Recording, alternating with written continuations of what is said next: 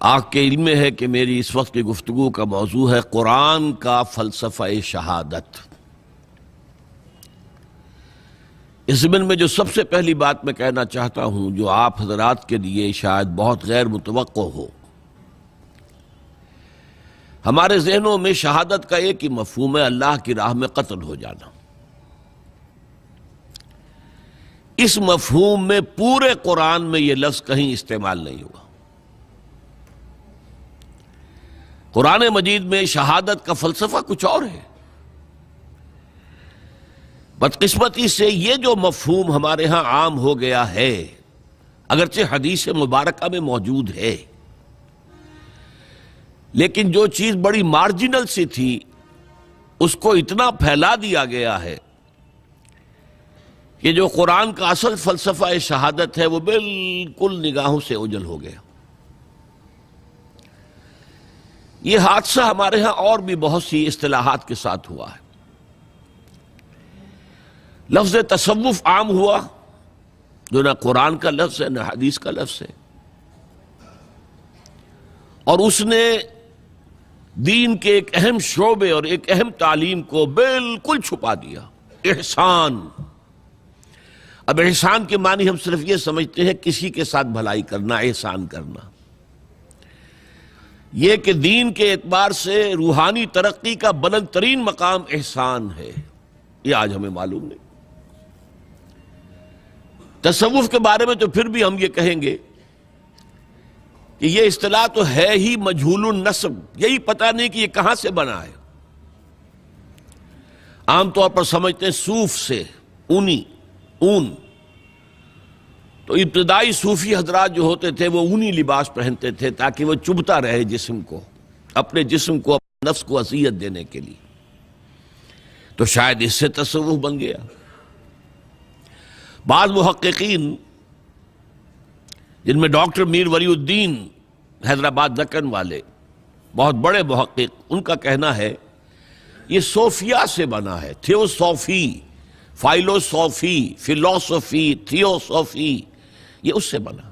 بہرحال میں صرف یہ کہہ رہا ہوں مجہول النسب ہے، اس کے بارے میں بالاتفاق ہم یہ نہیں کہہ سکتے کہ یہ لفظ کہاں سے بنا ہے، اور یہ چھا گیا ہے پوری دنیا میں، اسی کا چرچا ہے، اسی کا ڈنکا ہے۔ اگرچہ اس کا موضوع یقیناً وہ ہے جو دین کا موضوع ہے، روحانیت، اللہ کی محبت، اللہ کی رضا جوئی، خلوص و اخلاص، یہ ساری چیزیں مطلوب ہیں، لیکن ان کے لیے قرآن کی اصطلاح، حدیث کی اصطلاح احسان ہے، وہ ہمارے نگاہوں سے اوجھل ہو گئی۔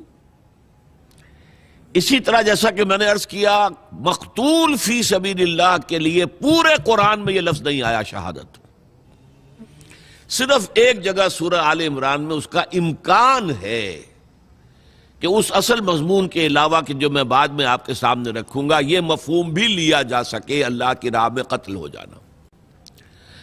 ورنہ مشہور ترین آیات وہ ہیں جو میں نے ابھی تلاوت کی ہیں، وَلَا تَقُولُوا لِمَنْ يُقْتَلُ فِي سَبِيلِ اللَّهِ أَمْوَاتٌ، مت کہو ان کو جو اللہ کی راہ میں قتل ہو جائیں کہ وہ مردہ ہیں۔ یہاں شہادت کا لفظ تو نہیں آیا، قتل کہا ہے، یقتلو۔ سورہ آل عمران چونکہ اس کا جوڑا ہے سورہ بقرہ کا، تو یہ مضمون اس میں بھی آ گیا۔ وَلَا تَحْسَبَنَّ الَّذِينَ قُتِلُوا فِي سَبِيلِ اللَّهِ أَمْوَاتًا، کبھی ہرگز نہ سمجھنا کہ جو اللہ کی راہ میں قتل ہو جائیں وہ مردہ ہیں، بل احیاء عند ربہم یرزقون، وہ تو زندہ ہے، اپنے رب کے پاس رزق پا رہے ہیں۔ لفظ شہادت تو نہیں آیا۔ سورہ توبہ کی آیت میں نے آپ کو سنائی، ان اللہ اشتری من المؤمنین انفسهم واموالهم بان لهم الجنہ، اللہ نے اہل ایمان سے ان کی جانیں اور مال خرید لیے ہیں جنت کے عوض۔ اس کا مظہر کیا ہے؟ یقاتلون فی سبیل اللہ، تو اللہ کی راہ میں جنگ کرتے ہیں، فیقتلون ویقتلون، قتل ہوتے بھی ہیں، قتل کرتے بھی ہیں۔ قتل ہی کا لفظ ہے، شہادت کا لفظ تو نہیں۔ پھر میں نے آپ کو حدیث سنائی، بڑی پیاری حدیث ہے۔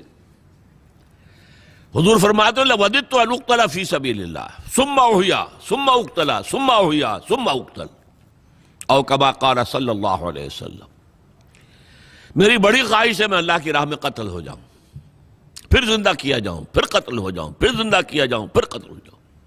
یہاں بھی وہی لفظ قتل ہے۔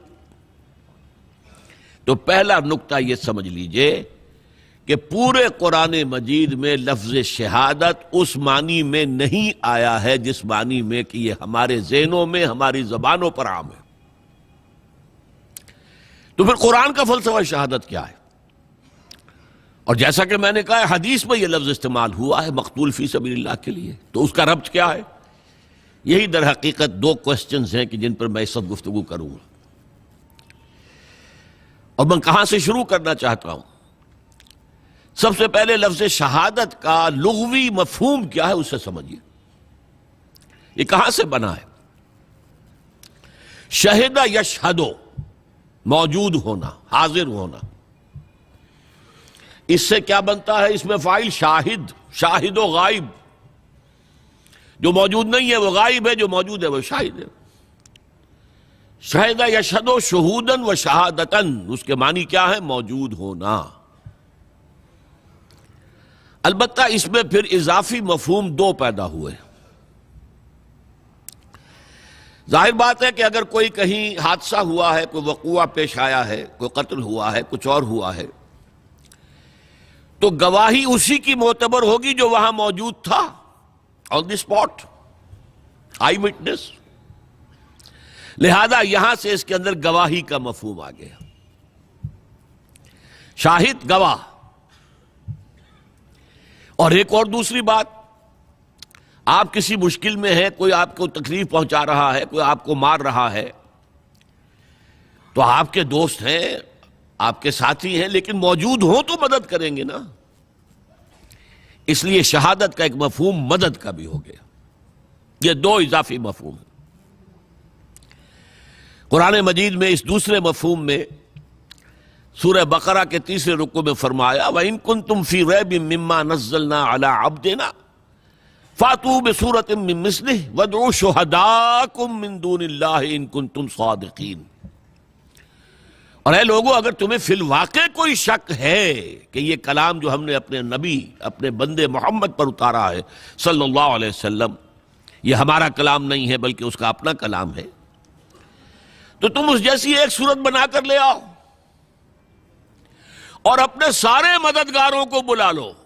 تمہارے ہاں بڑے بڑے خطیب ہیں، ادیب ہیں، شاعر ہیں، پھر یہ کہ کاہنوں کے موکل ہیں، جنات، وہ انہیں کلام سکھاتے تھے، پڑھاتے تھے، سب کو بلا لو، اللہ کے سوا جو بھی مددگار ہوں۔ وَادْعُوا شُهَدَاءَكُم مِّن دُونِ اللَّهِ إِن كُنتُمْ صَادِقِينَ، اگر سچے ہو تو اس چیلنج کو قبول کرو۔ تو یہاں معنی کیا ہوئے؟ گواہ کے نہیں بلکہ مددگار کے۔ اسی طرح سورہ فتح میں فرمایا هُوَ الَّذِي أَرْسَلَ رَسُولَهُ بِالْهُدَىٰ وَدِينِ الْحَقِّ لِيُظْهِرَهُ عَلَى الدِّينِ كُلِّهِ وَكَفَىٰ بِاللَّهِ شَهِيدًا۔ وہی ہے اللہ جس نے بھیجا اپنے رسول کو صلی اللہ علیہ وسلم الہدا، قرآن حکیم دے کر، اور دین حق، ایک مکمل نظام زندگی دے کر، تاکہ غالب کریں اسے پورے کے پورے نظام زندگی پر۔ اور اللہ کافی ہے مددگار کے طور پر، کوئی مدد کرے نہ کرے، اللہ کافی۔ تو ایک تو مددگار کے معنی میں شہید کا لفظ آیا، اور دوسرا جو میں نے عرض کیا گواہی۔ اب یہاں سے اصل میں سارا فلسفہ قرآن کا جو ہے شہادت کا، وہ اس لفظ گواہی پر بیسڈ ہے۔ پہلے یہ جان لیجئے کہ گواہی جو ہے اس کے دو پہلو ہیں۔ آپ کسی مقدمے میں گواہ ہیں تو آپ کی گواہی کسی کے حق میں ہے، کسی کے خلاف ہے۔ مدعی کے حق میں ہے تو مدعا علیہ کے خلاف ہے، مدعا علیہ کے حق میں ہے تو مدعی کے خلاف ہے۔ تو شہادت کے لیے یہ دو تصور لازمی ہے۔ اس کے لیے نوٹ کر لیجئے، کسی کے حق میں ہو تو لام آئے گا، کسی کے خلاف ہو تو علا آئے گا۔ شہد لہو، اس نے اس کے حق میں گواہی دی، شہد علیہ، اس نے اس کے خلاف گواہی دی۔ لام اور علا کا یہ صلہ جو ہے، اس سے یہ بات بالکل ایک دوسرے سے اپوزٹ ہو جاتی۔ اسی معنی میں حضور کی ایک پیاری حدیث ہے، القرآن حجت لک او علیک، یہی لام اور علا. یہ قرآن یا تو حجت ہے تمہارے حق میں، تمہارے لیے دلیل راہ ہے، تمہارا امام ہے، تمہیں راستہ دکھائے گا، تمہاری ہدایت کرے گا، اور اللہ کے ہاں بھی کھڑے ہو کر گواہی دے گا، اے اللہ تیرا یہ بندہ مجھ سے بڑی محبت رکھتا تھا، مجھے پڑھتا تھا، میری تلاوت کرتا تھا، مجھے سمجھتا تھا، مجھ پر تدبر کرتا تھا. تو وہ تمہارے حق میں گواہی ہو گئی. او علیکا، یا تمہارے خلاف، اے اللہ یہ بدبخت کہتا تھا کہ میں مانتا ہوں قرآن کو، مجھے پڑھتا تک نہیں تھا، اس نے کبھی مجھے کھول کر نہیں دیکھا، اور پڑھتا تھا تو بغیر سمجھے پڑھتا تھا، اور کچھ سمجھ بھی لیتا تھا تو عمل نہیں کرتا تھا. تو القرآن حجت لکا، یا تمہارے حق میں حجت اور دلیل، اور یا او علیکا، یا تمہارے خلاف. تو شہادت کا یہ معاملہ سمجھ لیجئے کہ کسی کے حق میں کسی کے خلاف. اب میرے چند الفاظ نوٹ کر لیجئے. شہادت در حقیقت کار رسالت کی ادائیگی کے لیے قرآن مجید کی اہم ترین اصطلاح ہے. نبی جب آتے تھے گواہی دیتے تھے کہ اللہ کے سوا کوئی معبود نہیں، اللہ کے حق میں گواہی دیتے تھے میں اللہ کا رسول ہوں. وہ جو اقبال نے کہا، دے تو بھی محمد کی صداقت کی گواہی دیتے تھے یہ قرآن اللہ کی کتاب ہے جو مجھ پر نازل ہوئی ہے. پھر جو کچھ کہتے تھے اس کا اپنے عمل سے گواہی دیتے تھے کہ میں خود اس پر عمل پیرا ہوں. یہ کار رسالت کی گواہی ہے. اور یہ گواہی لام بھی ہے علا بھی ہے. کیسے؟ دنیا میں یہ گواہی اللہ کے حق میں دی جا رہی ہے، اللہ کے دین کے لیے دی جا رہی ہے، حق کے لیے دی جا رہی ہے. یا ایھا الذین آمنوا کونوا قوامین بالقسط شہداء للہ، لام کو نوٹ کر لیجئے. یہاں اے ایمان والو، عدل و انصاف کو قائم کرنے کے لیے پوری طاقت کے ساتھ کھڑے ہو جاؤ، اور اللہ کے حق میں گواہی دینے کے لیے کھڑے ہو جاؤ. یا ایھا الذین آمنوا کونوا قوامین بالقسط شہداء للہ. تو یہاں ہم گواہی دیں گے. قرآن پہنچا رہے بھائی اللہ کا کلام ہے، پڑھو اس کو. اپنے عمل پہ کے ذریعے سے اس کی گواہی پیش کر رہے ہیں. یہ گواہی ہے اللہ کی، اللہ کے دین کی، اللہ کی توحید کی، اللہ کی رسالت کی، اللہ کے کلام کی گواہی ہے. یہ گواہی الٹی پڑ جائے گی قیامت کے دن. اللہ کے رسول کھڑے ہو کر کہیں گے، اے اللہ میں نے ان کو پہنچا دیا تھا تیرا کلام. Now they are accountable. They can't plead ignorance. یہ نہیں کہہ سکتے کہ ہمیں معلوم نہیں تھا. یہ گواہی الٹی پڑے گی. گویا کہ قیامت کے دن انبیاء اور رسول سرکاری گواہ بن کر کھڑے ہوں گے. Prosecution witnesses. اے اللہ تیرا پیغام جو آیا تھا میں نے پہنچا دیا تھا. اب یہ ذمہ دار ہے، جواب دہ ہیں، اکاؤنٹیبل ہیں، رسپانسبل ہیں. ان کا محاسبہ تو کر، میں نے پہنچا دیا تھا. یہ ہے شہادت حق. دنیا میں اپنے قول سے، اپنے عمل سے اللہ کے حق میں، دین کے حق میں، اللہ کی تعلیمات کے حق میں، دین حق کے حق میں گواہی دینا. اور آخرت میں کھڑے ہو کر گواہی دینا کہ اللہ میں نے یہ پیغام پہنچا دیا تھا. یہ نہیں کہہ سکتے کہ ہمیں بات پہنچائی نہیں گئی. دیکھیے اس میں بہت ہی نازک مسئلہ ہے.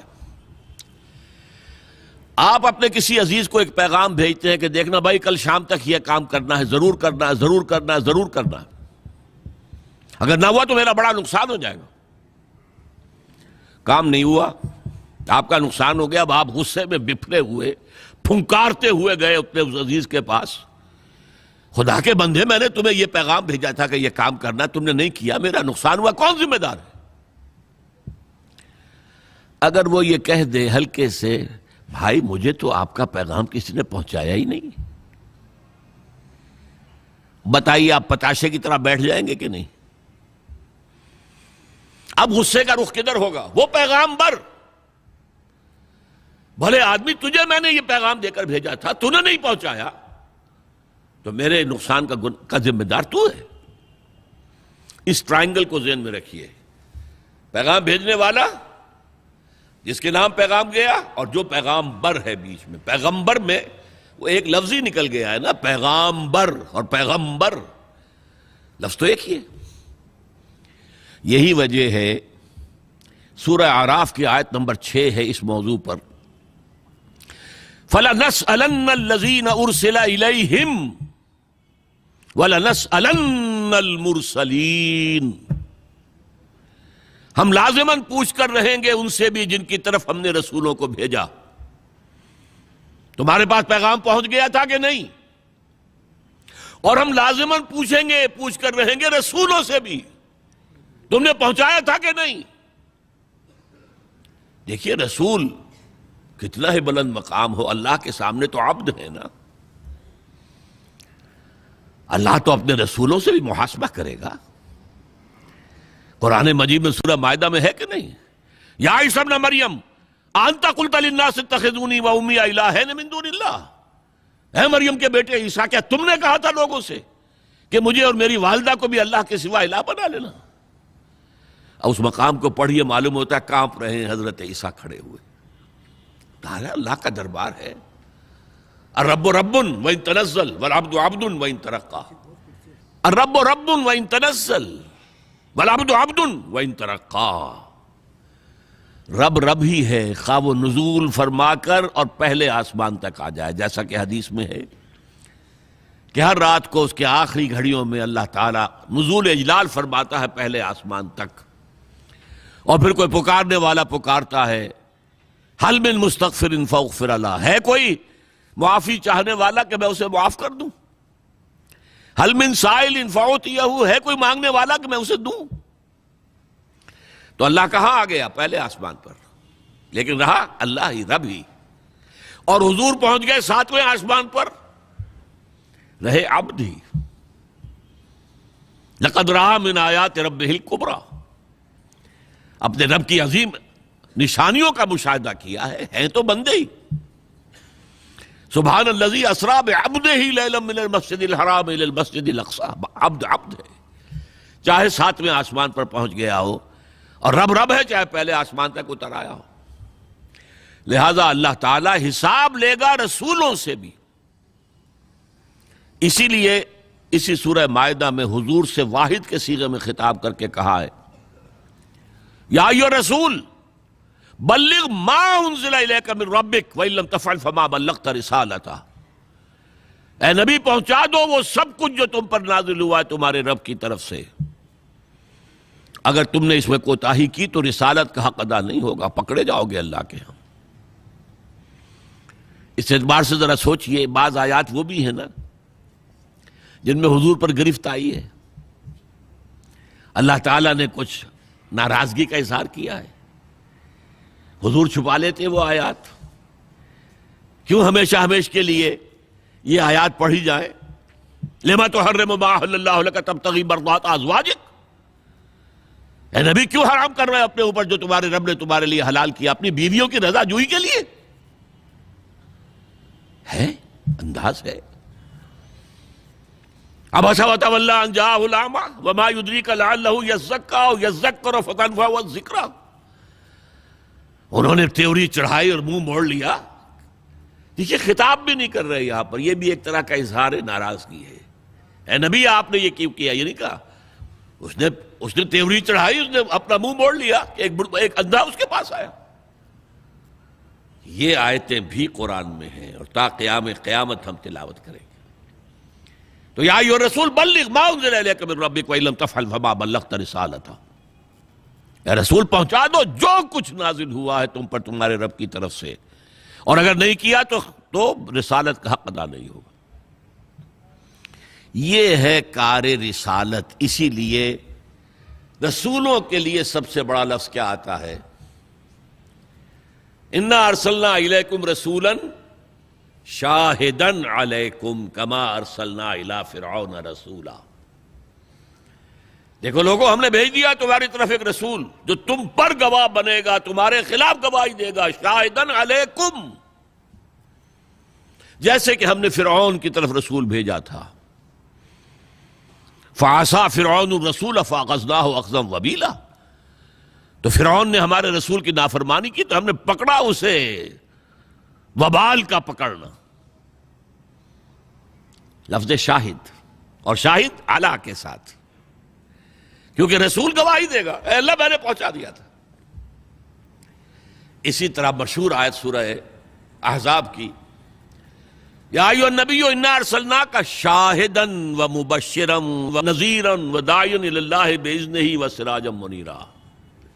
اے نبی، ہم نے آپ کو بھیجا ہے 5 حیثیتوں میں، شاہد سب سے پہلی، مبشر بشارت دینے والے، راست رو راست گو ان کے لیے بشارت، کجرو ان کے لیے خبردار کرنے والے، اور داعی اللہ باذنہ، اللہ کی طرف اس کے حکم سے بلانے والے، بس سراجا منیرا، اور ایک روشن چراغ۔ تو یہ شاہد، یہ شہادت، یہ ہے در حقیقت کار رسالت کے لیے اہم ترین اصطلاح، اس کو نوٹ کر لیجئے۔ قرآن کا اصل فلسفہ شہادت کی ہے۔ یہی شہادت جب آئے گی آخرت میں، فَكَيْفَ إِذَا جِئْنَا مِن كُلِّ أُمَّةٍ بِشَهِيدٍ وَجِئْنَا بِكَ عَلَى هَؤُلَاءِ شَهِيدًا، کیا ہوگا اس دن جب کہ ہم ہر امت پر اس کے خلاف ایک گواہ کھڑا کریں گے۔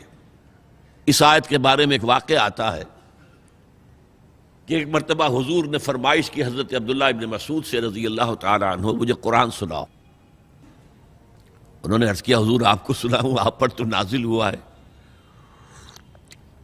فرمایا ہاں مجھ پر نازل ہوا ہے، لیکن مجھے دوسروں سے سن کر کچھ اور حظ اور کچھ اور کیفیت، کچھ اور لطف حاصل ہوتا۔ انہوں نے سورہ نساء پڑھنی شروع کی۔ اب ظاہر بات ہے کہ جو مجلس نبوی کے آداب ہیں وہ گردن نیچی کیے ہوئے پڑھ رہے ہیں۔ 41ویں آیت پر پہنچ گئے، فَكَيْفَ إِذَا جِئْنَا مِن كُلِّ أُمَّةٍ بِشَهِيدٍ وَجِئْنَا بِكَ عَلَى هَؤُلَاءِ شَهِيدًا، عَلَى کیا ہوگا اس دن جب کہ محمد صلی اللہ علیہ وسلم ہم تمام امتوں کے خلاف ایک گواہ کھڑا کریں گے اور آپ کو لائیں گے ان کے خلاف گواہ کے طور پر۔ جب اس آیت پر پہنچے حضرت عبداللہ ابن مسعود، حضور نے فرمایا حسبک حسبک حسبک، بھائی بس کرو بس کرو بس کرو۔ اب انہوں نے جب آنکھیں اٹھا کر دیکھا تو حضور کی آنکھوں سے آنسو بہہ رہے تھے۔ مجھے اپنی قوم کے خلاف گواہی دینی ہوگی۔ یہ ہے شہادت، شہادت علی الناس۔ اچھا، اس شہادت میں ایک پہلو کیا ہے؟ زبان سے شہادت، اشہد ان لا الہ الا اللہ واشہد ان محمد رسول اللہ، یہ تو گویا کہ گیٹ وے ہے ٹو انٹر انٹو اسلام۔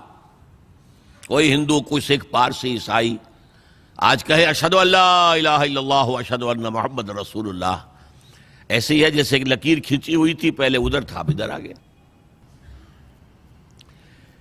ایک ہے دین کی، پورے دین کی گواہی دینا اور اپنے عمل سے دینا، ورنہ کیا ہوگا؟ یہ کہتے کچھ اور ہے، کرتے کچھ اور ہے۔ لما تقولون ما لا تفعلون، اے ایمان کے دعوے دارو کیوں کہتے ہو جو کرتے نہیں ہو؟ کبر مقتا عند اللہ ان تقولوا ما لا تفعلون، اللہ کی بیزاری کی انتہا ہے یہ بات کہ تم کہو جو کرتے نہیں ہو۔ پہلا مرحلہ یہ ہے کہ جہاں تک دین کی بنیادی تعلیم تھی، توحید، اللہ کی عبادت، اپنے معاملات میں اللہ کے احکام کی پیروی، بس دین اتنا ہی تھا۔ ابھی نظام زندگی کا تصور تھا ہی نہیں۔ یہ تو یوں سمجھیے کہ پچھلے کوئی 200 برس کی بات ہے کہ نظام، ریاست، ورنہ حکومت کا لفظ استعمال ہوتا تھا۔ ریاست، اسٹیٹ، ایک ایبسٹریکٹ کانسیپٹ ہے ریاست۔ شہری ریاست کے وفادار ہوتے ہیں، حکومت کے نہیں ہوتے۔ حکومت کو تو بدلنے کا حق ہے ان کا۔ by election or by agitation. They have the right to change the government. ریاست کے وہ وفادار ہیں. یہ جو نظام آج دنیا میں ہے اس نے جکڑ لیا ہے انسان کو. آپ کی آزادی بہت کم رہ گئی. نظام تعلیم سرکاری سطح پر طے ہو رہا ہے. آپ کیا کریں گے؟ آپ اپنے بچے کو غار میں بند کر دیں گے؟ کہاں لے جائیں گے؟ ان پڑھ رکھیں گے؟ کیا کریں گے؟ آپ اپنے بچے کو اس نظام تعلیم کے حوالے کر کے اپنے ہاتھ دھو لیجئے. پھر واش یور ہینڈز آف. پچھلے زمانے میں سود کوئی لیتا تھا دیتا تھا، چھی چھی چھی چھی چھی لوگ کہتے تھے، چھی چھی چھی چھی. میرا خیال ہے کہ اب کم سے کم 25 برس ہو گئے ہوں گے. ہم نے یہاں آئی بی اے آڈیٹوریم جو ہے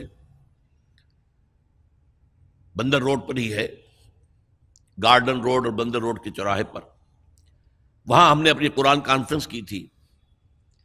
تو اس وقت کراچی یونیورسٹی کے اندر ایک ہوتے تھے head of economics, Hyderabad Deccan سے تعلق تھا. انہوں نے اپنی آبزرویشن بیان کی تھی کہ ہمارے بچپن کا حال یہ تھا، بچپن میں اگر کسی شخص کے بارے میں معلوم ہوتا تھا کہ وہ سود کھاتا ہے تو اس سے اس طرح بچ کر نکلتے تھے جیسے بھنگن سے بچ کر نکلتے. آپ کو معلوم ہے بھنگن اوپر کیا لے کر جاتی تھی اپنے سر پر؟ یہ کوئی فلش وغیرہ تو نہیں تھا اس زمانے میں. اس کی ٹوکری میں کیا ہے؟ تو آپ جیسے بچتے ہیں، اس کا سایہ بھی نہ کہیں پڑ جائے، ایسے لوگ بچتے تھے. لیکن اس وقت کیا تھا؟ ابھی نظام سودی نہیں تھا، ابھی پرسنل تھا معاملہ، جو چاہے لے جو چاہے نہ لے. آج پورا نظام سود میں جکڑا ہوا ہے. سود اس میں تانے بانے کی طرح پرویا ہوا ہے. اور وہ حدیث جو ہے آج ہمارے سامنے ہے کہ حضور نے فرمایا کہ ایک وقت آئے گا کہ خواہ کوئی شخص سود کھائے نہ، لیکن سود کا غبار یا دخان، دھواں اس کے اندر ضرور جائے گا. جیسے کہ اگر ہوا میں ڈسٹ سسپینشن ہو جائے، غبار ہے، تو کیا کریں گے؟ آپ ناک بند کر لیں گے، سانس نہیں لیں گے، مر جائیں گے. سانس تو لینا ہے، غبار جائے گا کہ نہیں آپ کے پھیپھڑے کے اندر؟ آپ کا کوئی چوائس نہیں ہے. دھواں ہے، کہیں دھواں پھیل گیا ہے تو آپ سانس لینا تو بند نہیں کر سکتے، دھواں جائے گا. آج وہ دھواں یا غبار میرے اندر جا رہا ہے، آپ کے اندر جا رہا ہے. یہ نظام کی بات ہے. لہذا محمد الرسول اللہ صلی اللہ علیہ وسلم جس دور کے فاتح ہیں، فاتح سے مراد افتتاح کرنے والے، فاتح کے معنی کانکرر کے بھی ہیں، اور ایک یہ کہ افتتاح ہو رہا ہے فاتح. جس دور کے فاتح ہیں اس دور میں یہ انسان کا نظام جانے والا تھا چوٹی تک، اور اس کی جڑیں بڑھ پڑ چکی تھی. الیوم اکملت لکم دینکم واتممت علیکم نعمتی ورضیت لکم الاسلام دینا. لہذا شہادت حق کار رسالت کے لیے شہادت کی ذمہ داری تب پوری ہوگی جب وہ نظام قائم کر کے دنیا کو دکھا دیں. آپ انڈیویجول پارٹی، پرسنل پارٹی، بہت اعلیٰ کردار، بہت اعلیٰ تقوی، بہت زاہد، بہت عابد، سب کچھ ہے، لیکن اس نظام کا حصہ ہے جو نظام باطل ہے. آپ کس کی گواہی دے رہے ہیں؟ وَمَن لَّمْ يَحْكُم بِمَا أَنزَلَ اللَّهُ فَأُولَٰئِكَ هُمُ الْكَافِرُونَ. جو فیصلے نہیں کرتے اس چیز کے مطابق جو اللہ نے نازل کی ہے، وہی تو کافر ہیں. تم نے کافر کسے سمجھا ہے؟ وَمَن لَّمْ يَحْكُم بِمَا أَنزَلَ اللَّهُ فَأُولَٰئِكَ هُمُ الظَّالِمُونَ. جو اللہ کی اتاری ہوئی شریعت کے مطابق فیصلے نہیں کرتے وہی تو مشرک ہیں. وَمَن لَّمْ يَحْكُم بِمَا أَنزَلَ اللَّهُ فَأُولَٰئِكَ هُمُ الْفَاسِقُونَ. جو اللہ کی اتاری ہوئی شریعت کے مطابق فیصلے نہیں کرتے وہی تو ناہنجار ہیں، فاسق ہیں، غدار ہیں، باغی ہیں، سرکش. یہ 3 فتوے ہیں مفتی اعظم کے. مفتی اعظم کون ہے؟ اللہ. قرآن میں یہ لفظ آیا ہے اللہ کے لیے، یفتیکم، یستفتونک. اے نبی یہ آپ سے فتویٰ مانگ رہے ہیں کلالہ کے بارے میں. قل اللہ یفتیکم، کہہ دیجیے اللہ فتویٰ دیتا ہے. لو تو مفتی اعظم کون ہے؟ یہ ساری دنیا کے مفتی مل کر بھی اگر مفتی بن جائیں ایک، تو کیا اللہ کے برابر ہوں گے؟ اور اللہ کا فتویٰ یہ ہے، جو اللہ کی اتاری ہوئی شریعت کے مطابق فیصلے نہیں کرتے وہی تو کافر ہیں، وہی تو ظالم ہیں، وہی تو مشرک ہیں، وہی تو فاسق ہیں، وہی تو سرکش ہیں۔ اور یہ 3 فتوے ایک رکوع میں آئے ہیں، سورہ مائدہ کا رکوع نمبر 7۔ تو یہ شہادت جو ہے، یہ شہادت گہے الفت میں قدم رکھنا ہے۔ لوگ آسان سمجھتے ہیں مسلمان ہونا، ٹھیک ہے کہہ دیا اشہد ان لا الہ الا اللہ واشہد ان محمد رسول اللہ، اب تمہیں معلوم نہیں ہے شہادت گاہ میں آ گئے ہو۔ اور شہادت سے مراد تمہارے قول سے اللہ اور اس کے دین کی گواہی ملنی چاہیے، تمہارے عمل سے اللہ کی اور اس کے دین کی گواہی ملنی چاہیے، اور انفرادی ہی نہیں اجتماعی سطح پر اللہ کے دین کو قائم کر کے گواہی دو دنیا کے سامنے کہ دیکھو یہ ہے اللہ کا دین، آؤ come and see with your own eyes, this is Islam۔ اچھا اب سنیے دوسری بات جو اس امت کے لیے خاص ہو گئی۔ دیکھیے ہمیشہ سے رسالت کا معاملہ 2 کڑیوں پر مشتمل تھا۔ سورہ حج کے آخری رکوع میں فرمایا اللہ یصطفی من الملائکۃ رسلا ومن الناس، اللہ پسند کر لیتا ہے، چن لیتا ہے فرشتوں میں سے بھی اپنے پیغامبر اور انسانوں میں سے بھی۔ کیا مطلب؟ اللہ نے پیغام پہنچانا ہے انسانوں کو، 2 لنکس آ گئیں بیچ میں۔ اللہ سے جبرائیل نے لیا، یہ ہے ملک، رسول ملک، اور پہنچا دیا محمد کو صلی اللہ علیہ وسلم، یہ ہے رسول بشر۔ رسول نے جبرائیل سے لیا اور پہنچا دیا امت کو۔ یہ 2 کڑی ہیں رسالت کی، خوب نوٹ کر لیجیے۔ اللہ یصطفی، پسند کر لیتا ہے، فرشتوں میں سے جبرائیل کو پسند کیا، اور پھر وقتاً فوقتاً انسانوں میں سے جس کو چاہا۔ ان اللہ اصطفیٰ آدم و نوحا وآل ابراہیم وآل عمران علی العالمین، ان کو چاہا چن لیا، پسند کر لیا۔ عیسیٰ کو پسند کر لیا، موسیٰ کو کر لیا، جس کو چاہا پسند کر لیا۔ اب محمد کو کیا صلی اللہ علیہ وسلم۔ لیکن جب تک نبوت جاری تھی یہ 2 ہی کڑیاں تھیں۔ اگر ایک رسول کا پیغام لوگوں نے بھلا دیا، پھر کوئی رسول آ گیا، پھر فرشتہ آ گیا، وہ اللہ سے لے کر رسول کو پہنچا رہا ہے، رسول مجھ سے لے کر لوگوں کو پہنچا رہے ہیں۔ کچھ عرصے کے بعد پھر یہ سلسلہ چلتا رہا تاں آ کے بعثت ہوئی محمد الرسول اللہ صلی اللہ علیہ وسلم کی۔ اور آپ کی بعثت پر آ کر نبوت ختم۔ اب نہ کوئی نبی آئے گا نہ رسول۔ اچھا انسان تو ختم نہیں ہوئے، اب وہ پروسیس جو اس کا تقاضا تھا، یہ نبوت اللہ کی کوئی ہابی تو نہیں تھی نا، کوئی پیس ٹائم تو نہیں تھا، ایک ضرورت تھی لوگوں پر حجت قائم کرنا کہ لوگ یہ نہ کہہ سکے اللہ ہمیں معلوم نہیں تھا۔ آپ ہم سے محاسبہ کس بات کا لے رہے ہیں؟ ہمیں تو بتایا ہی نہیں گیا کہ شراب حرام ہے، تو شراب پینے پر محاسبہ کیسے؟ اسی لیے اس بات کو سورہ نساء میں کہا گیا ہے، 6 پارے کے شروع میں۔ گلدستہ ہے بہت بڑا انبیاء کے رسولوں کا، ناموں کا، بہت خوبصورت۔ رسلا مبشرین و منذرین لئلا یکون للناس علی اللہ حجۃ بعد الرسل وکان اللہ عزیزا حکیما۔ اب دیکھیے لام اور علی کا پھر استعمال آ گیا۔ القرآن حجۃ لک او علیک، ہم نے اپنے رسولوں کو بشیر اور نذیر بنا کر بھیجا تاکہ نہ رہ جائے لوگوں کے حق میں کوئی دلیل اللہ کے مقابلے میں۔ اللہ ہمیں تو نہیں بتایا، ہم تک تو یہ بات پہنچی نہیں، ہاؤ کم؟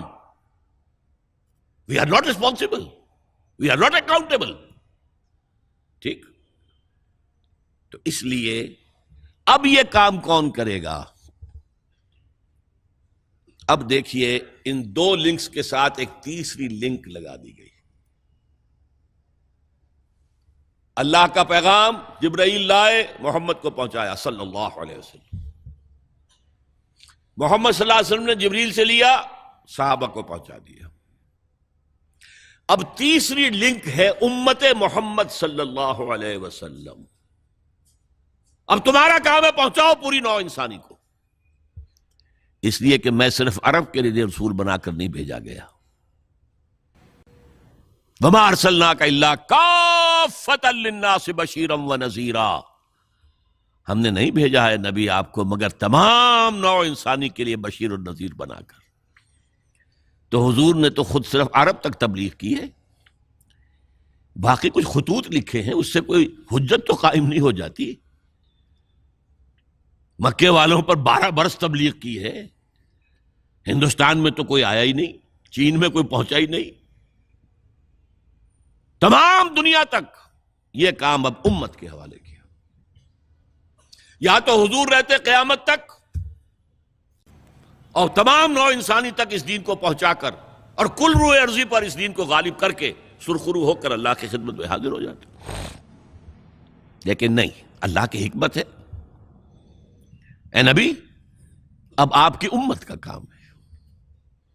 اور دیکھیے کس قدر خوبصورت ہے یہ قرآن مجید میں، اسے عربی میں کہتے ہیں فقہ اللغہ، لغت کا بھی ایک تفقہ ہوتا ہے گہرائی میں۔ ایک لفظ جو ہے، اب 2 لفظ ہیں قرآن میں، استفا پسند کر لینا، اجتبا چن لینا،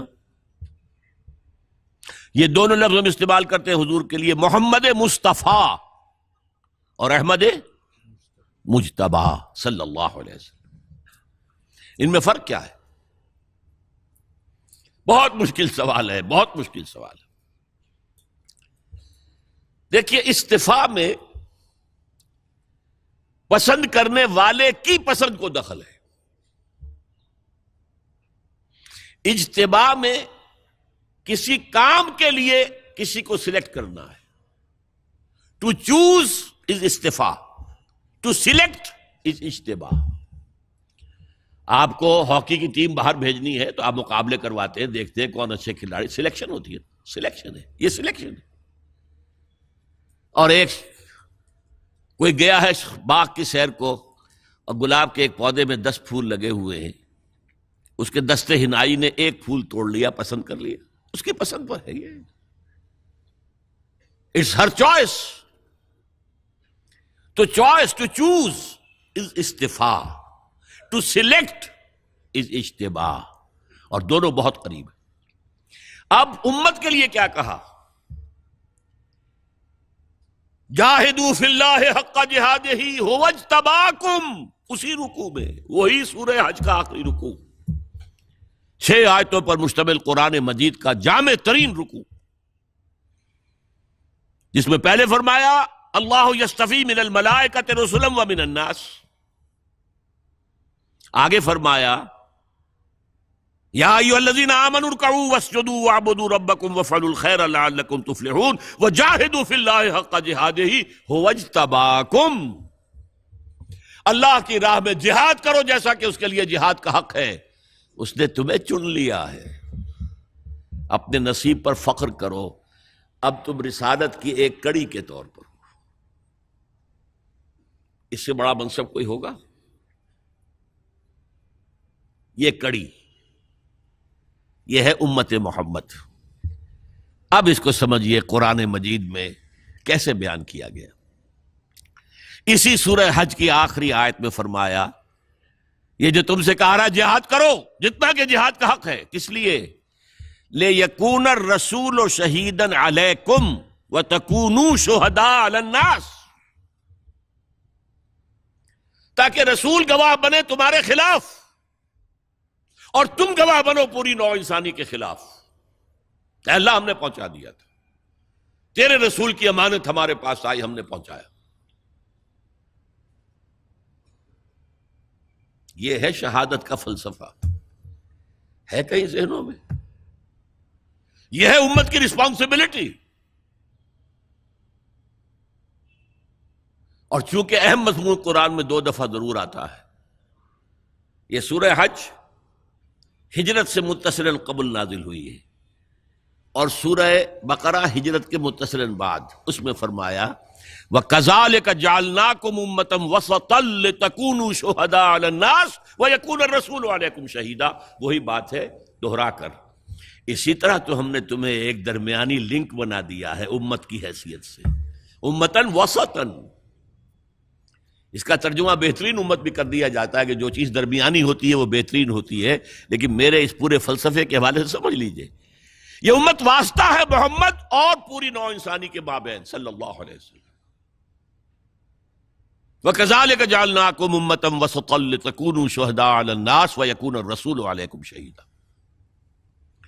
اور یہ کس سبجیکٹ، یہ آیا ہے کس کانٹیکسٹ میں؟ تحویل قبلہ. 16 مہینے تم نے نماز پڑھی ہے بیت المقدس کی طرف رخ کر کے، فَوَلِّ وَجْهَكَ شَطْرَ الْمَسْجِدِ الْحَرَامِ. اے نبی اب اپنا رخ موڑ دیجئے مسجد حرام کی طرف. اور یہ علامت ہے اس بات کی کہ جو حیثیت بنی اسرائیل کو حاصل تھی اب وہ تمہیں حاصل ہے. ان سے سلب کر لی گئی وہ پوزیشن اور ان کا قبلہ منسوخ. اب ایک نیا قبلہ ہے اور اس قبلے کے گرد امت محمد ہے، اس کی تاسیس ہو گئی ہے اور اس کی کورونیشن ہوئی ہے، تاج پوشی ہوئی ہے. وَكَذَلِكَ جَعَلْنَاكُمْ أُمَّةً وَسَطًا لِتَكُونُوا شُهَدَاءَ عَلَى النَّاسِ وَيَكُونَ الرَّسُولُ عَلَيْكُمْ شَهِيدًا. اب اس پس منظر میں سوچئے ہم کہاں کھڑے ہیں، ہم کس شے کی گواہی دنیا کے سامنے دے رہے ہیں. ہمارے تو انفرادی معاملات بھی بہت پست ہیں، ہمارے تو معاملات آپس کے غلط ہیں. ہم تو جھوٹ اور دھوکہ اور فریب اور ملاوٹ اور خیانت اور غبن، اس میں تو ہم بہت ہائی مارکس جو ہیں سیکیور کر رہے ہیں.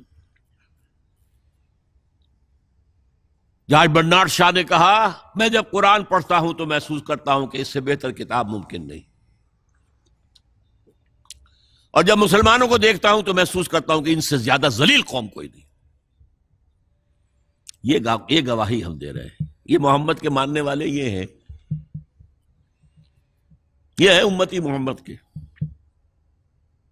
جو اپنے پاؤں پہ کھڑے نہیں ہو سکتے، جو اپنے معاملات مینیج نہیں کر سکتے، بیکاری. یہ اور کہاں ہے وہ دین؟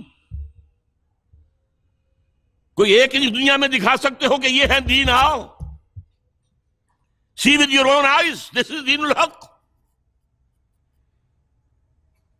یہ جو میں نے آپ سے کہا تھا نا، یہ بڑی نازک ذمہ داری، بڑی نازک. اس کا ایک اندازہ آپ کو ہو جائے گا خطبہ حجۃ الوداع سے.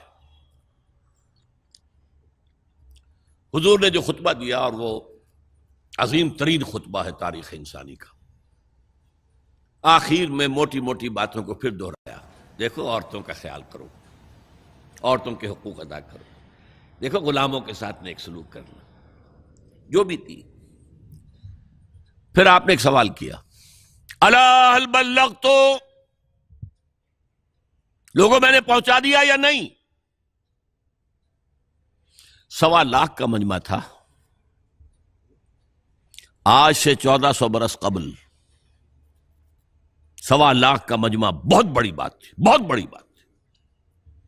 جبکہ ابھی اسلام صرف جزیرہ نما عرب تک محدود تھا. آج بھی پہلے کبھی ہو جاتے تھے 28-30 لاکھ بھی، ان مینیجیبل ہو رہا تھا معاملہ. اب سعودی عرب کی حکومت نے کو مینیج کیا، پابندیاں لگائی تو 20 لاکھ. یہی ہے نا 1.25 لاکھ کا مجمع. اور اس کا نقشہ میں دکھا دوں، ایک ایک حرف آپ 3 مرتبہ کہہ رہے تھے. داہنی طرف رخ کر کے کہا، وہ سنا. پھر مکبر کھڑے ہوئے ہیں، اس نے سنا اور آگے پہنچایا، اس نے سنایا آگے پہنچایا. لاؤڈ سپیکر تو تھا نہیں، کوئی پبلک ایڈریس سسٹم تو نہیں تھا. پھر آپ نے سامنے رخ کر کے وہی بات فرمائی. پھر یہاں سامنے کھڑے ہوئے لوگوں نے پہنچایا.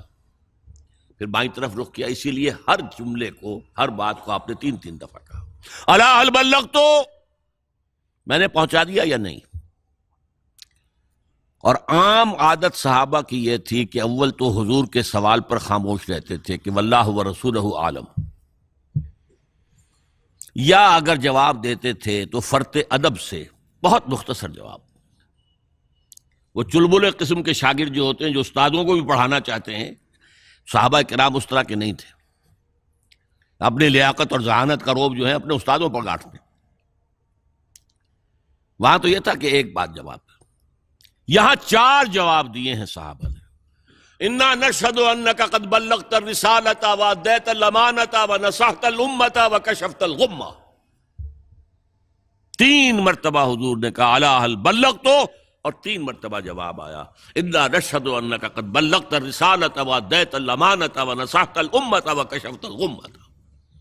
اے نبی ہم گواہ ہیں، آپ نے حق رسالت ادا کر دیا، آپ نے حق امانت ادا کر دیا. یہ قرآن تو ہمارے لیے اللہ نے نازل کیا تھا نا، آپ کے پاس تو امانت تھی. آپ نے امت کی خیر خواہی کا حق ادا کر دیا. آپ نے ہر قسم کی گمراہیوں کے، اندھیاریوں کے، اندھیروں کے پردے چاک کر دیے. 3 دفعہ یہ جواب لے کر انگشت شہادت سے اشارہ کیا آسمان کی طرف، پھر لوگوں کی طرف. اللہم اشہد، اللہم اشہد، اللہم اشہد. اے اللہ تو بھی گواہ رہے، یہ مان رہے ہیں کہ میں نے پہنچا دیا. They can't sue me in your court on the day of judgment. یہ میرے خلاف استغاثہ نہیں لا سکتے کہ میں نے پہنچانے میں کمی کی ہے. یہ مان رہے ہیں کہ میں نے پہنچا دیا.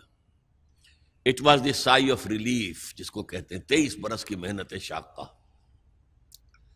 کون کون سے مراحل آئے ہیں.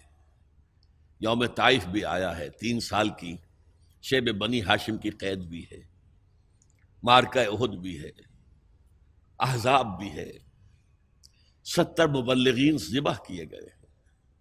کیا کیا نہیں دیکھا، کیا کیا نہیں جھیلا. لیکن پھر بات کیا ہوئی؟ اب آپ نے آخری بات اللہم اشہد، اللہم اشہد، اللہ، اور اس کے بعد فَلْيُبَلِّغِ الشَّاهِدُ الْغَائِبَ. اب جو یہاں موجود ہیں ان کے ذمے ہے کہ پہنچائیں ان کو جو یہاں نہیں ہے. میں فارغ، میرے کندھے سے بوجھ اتر گیا، اب تمہارے کندھوں پر آیا. اب اس غائب میں وہ بھی تمام لوگ شامل تھے جو اس وقت دنیا میں تھے اور وہاں نہیں تھے. شاہد اور غائب کا لفظ آ گیا جہاں سے میں نے بات شروع کی تھی. شاہد اور غائب، شاہد موجود، فَلْيُبَلِّغِ الشَّاهِدُ الْغَائِبَ، اور غائب میں وہ بھی ہے جو قیامت تک آئیں گے. یہ ہے اس امت کا فرض منصبی. حضور کی زندگی میں بھی تو صحابہ نے آپ کا ساتھ دیا تھا کہ نہیں دیا تھا؟ جو ایمان لایا اسی کام میں لگ گیا. ابو بکر صدیق رضی اللہ تعالی عنہ، عشرہ مبشرہ میں سے 6، ٹاپ کے 10 صحابہ میں سے 6 حضرت ابو بکر کی دعوت و تبلیغ سے ایمان لائے. اس کی خاص وجہ ہے. دیکھیے مکے کی جو بھی ان کی ایک ہائرارکی تھی، ان کی ایک حکومت تھی، عہدے بھی تھے. ابو لہب فائننس منسٹر تھا، بیت المال کا انچارج تھا. حضور کا کوئی سٹیٹس نہیں تھا. یتیم پیدا ہوئے، مفلسی اور قلاشی میں بچپن گزرا ہے، نوجوانی گزری ہے. وہ تو اللہ نے غنی بھی کیا ہے تو حضرت خدیجہ کی دولت سے کیا، اور عرب میں اس کو کوئی قابل عزت بات نہیں سمجھا جاتا تھا کہ دولت آپ کی نہیں، آپ کی بیوی کی ہے. یہ جو ایلیٹ کلاس تھی اوپر، اس کو اسی کلاس کا کوئی شخص تبلیغ کر سکتا تھا. حضرت ابو بکر اس ایلیٹ کلاس سے متعلق تھے. 40,000 درہم کا سرمایہ تھا جس سے کاروبار کر رہے. نمبر 2، موسٹ سینسٹیو ایشو جو تھا قبائلی زندگی میں، قتل کے مقدمے میں دیت کا فیصلہ. فلاں شخص کو فلاں نے قتل کر دیا، دیت کتنا ہوگا؟ 100 اونٹ ہوں گے، 200 ہوں گے، 300 ہوں گے، 50 ہوں گے، 40 ہوں گے، کتنے ہوں گے؟ کرنسی وہاں اونٹوں ہی کی تھی. یہ فیصلہ ابو بکر کرتے تھے.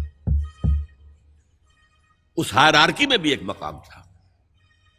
دولت مند بھی تھے، سیرت و کردار میں بھی یقیناً دامن صاف. یہی وجہ ہے کہ ٹاپ کے 6 صحابہ، طلحہ، زبیر، عبد الرحمن ابن عوف، سعید ابن زید، سعد بن ابی وقاص، یہ ان کی دعوت پر ایمان لایا۔ تو اس وقت بھی صحابہ ساتھ تھے، اور آئندہ اب یہ امت کے ذمے ہے پہنچانا، اور نہیں پہنچاتی تو پوری دنیا ہمارے خلاف مقدمہ دائر کرے گی اللہ کے، اے اللہ یہ ہے تیرے خزانے کے سانپ، یہ بنے پھرتے تھے سارے نبیوں سے اعلیٰ ہمارا نبی، سارے نبیوں سے اعلیٰ ہمارا نبی، گا گا کے اور ناچ ناچ کر انہوں نے نہ اسلام ہمارے سامنے پیش کیا، نہ اپنے عمل کے ذریعے سے پیش کیا، نہ تبلیغ کی، اور نہ ہمیں کوئی نمونہ دکھایا۔ اس کار رسالت میں جو حضور کے دست و بازو بنے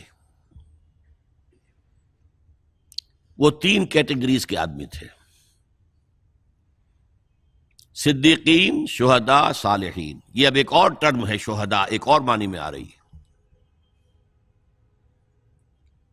وہ کہا گیا ہے سورہ فاتحہ میں، ہم پڑھتے ہیں نا، اہدنا الصراط المستقیم صراط الذین انعمت علیہم، ہمیں سیدھے راستے کی ہدایت بخش، ان کا راستہ جن پر تیرا انعام ہوا۔ ہوا دے یہاں تو چونکہ بات مختصر ہے، سورہ نساء میں کھول دی، وَمَن يُطِعِ اللَّهَ وَرَسُولَهُ فَأُولَٰئِكَ مَعَ الَّذِينَ أَنْعَمَ اللَّهُ عَلَيْهِم مِّنَ النَّبِيِّينَ وَالصِّدِّيقِينَ وَالشُّهَدَاءِ وَالصَّالِحِينَ وَحَسُنَ أُولَٰئِكَ رَفِيقًا۔ جو اللہ اور اس کے رسول کی اطاعت پر کاربند ہو جائیں گے انہیں معیت حاصل ہوگی، انبیاء کی، صدیقین کی، شہداء کی اور صالحین کی۔ یہ 4 کارڈرز ہو گئے۔ بیس لائن صالحین، ٹاپ نبی، نبوت کا دروازہ بند۔ یہ پہلے بھی اکتسابی شے نہیں تھی، یہ اللہ دیتا تھا جس کو دیتا تھا، وہاں بھی 2 راست درمیان میں رہ گئے، صدیق اور شہید۔ ان میں فرق کیا ہے؟ دیکھیے، صدیق ان کو کہا جاتا ہے جنہوں نے ایمان کی دعوت کو قبول کرنے میں کچھ دیر نہیں لگائی، اسپونٹینیس، اس لیے کہ ان کے اپنے اندر وہ بات پہلے سے موجود تھی۔ دیکھنا تقریر کی لذت کے جو اس نے کہا، میں نے یہ جانا کہ گویا یہی میرے دل میں تھا، لہذا کوئی دیر کا سوال ہی نہیں۔ حضور فرماتے ہیں کہ میں نے جس کے سامنے بھی ایمان کی دعوت رکھی اس نے کچھ نہ کچھ توقف ضرور کیا، سوائے ابو بکر کے کہ اس نے ایک لحظے کا توقف کیے بغیر تصدیق کی۔ یہ صدیق وہ لوگ ہوتے ہیں، جدید اصطلاح میں آپ کہیں گے انٹروورٹس، دروبین۔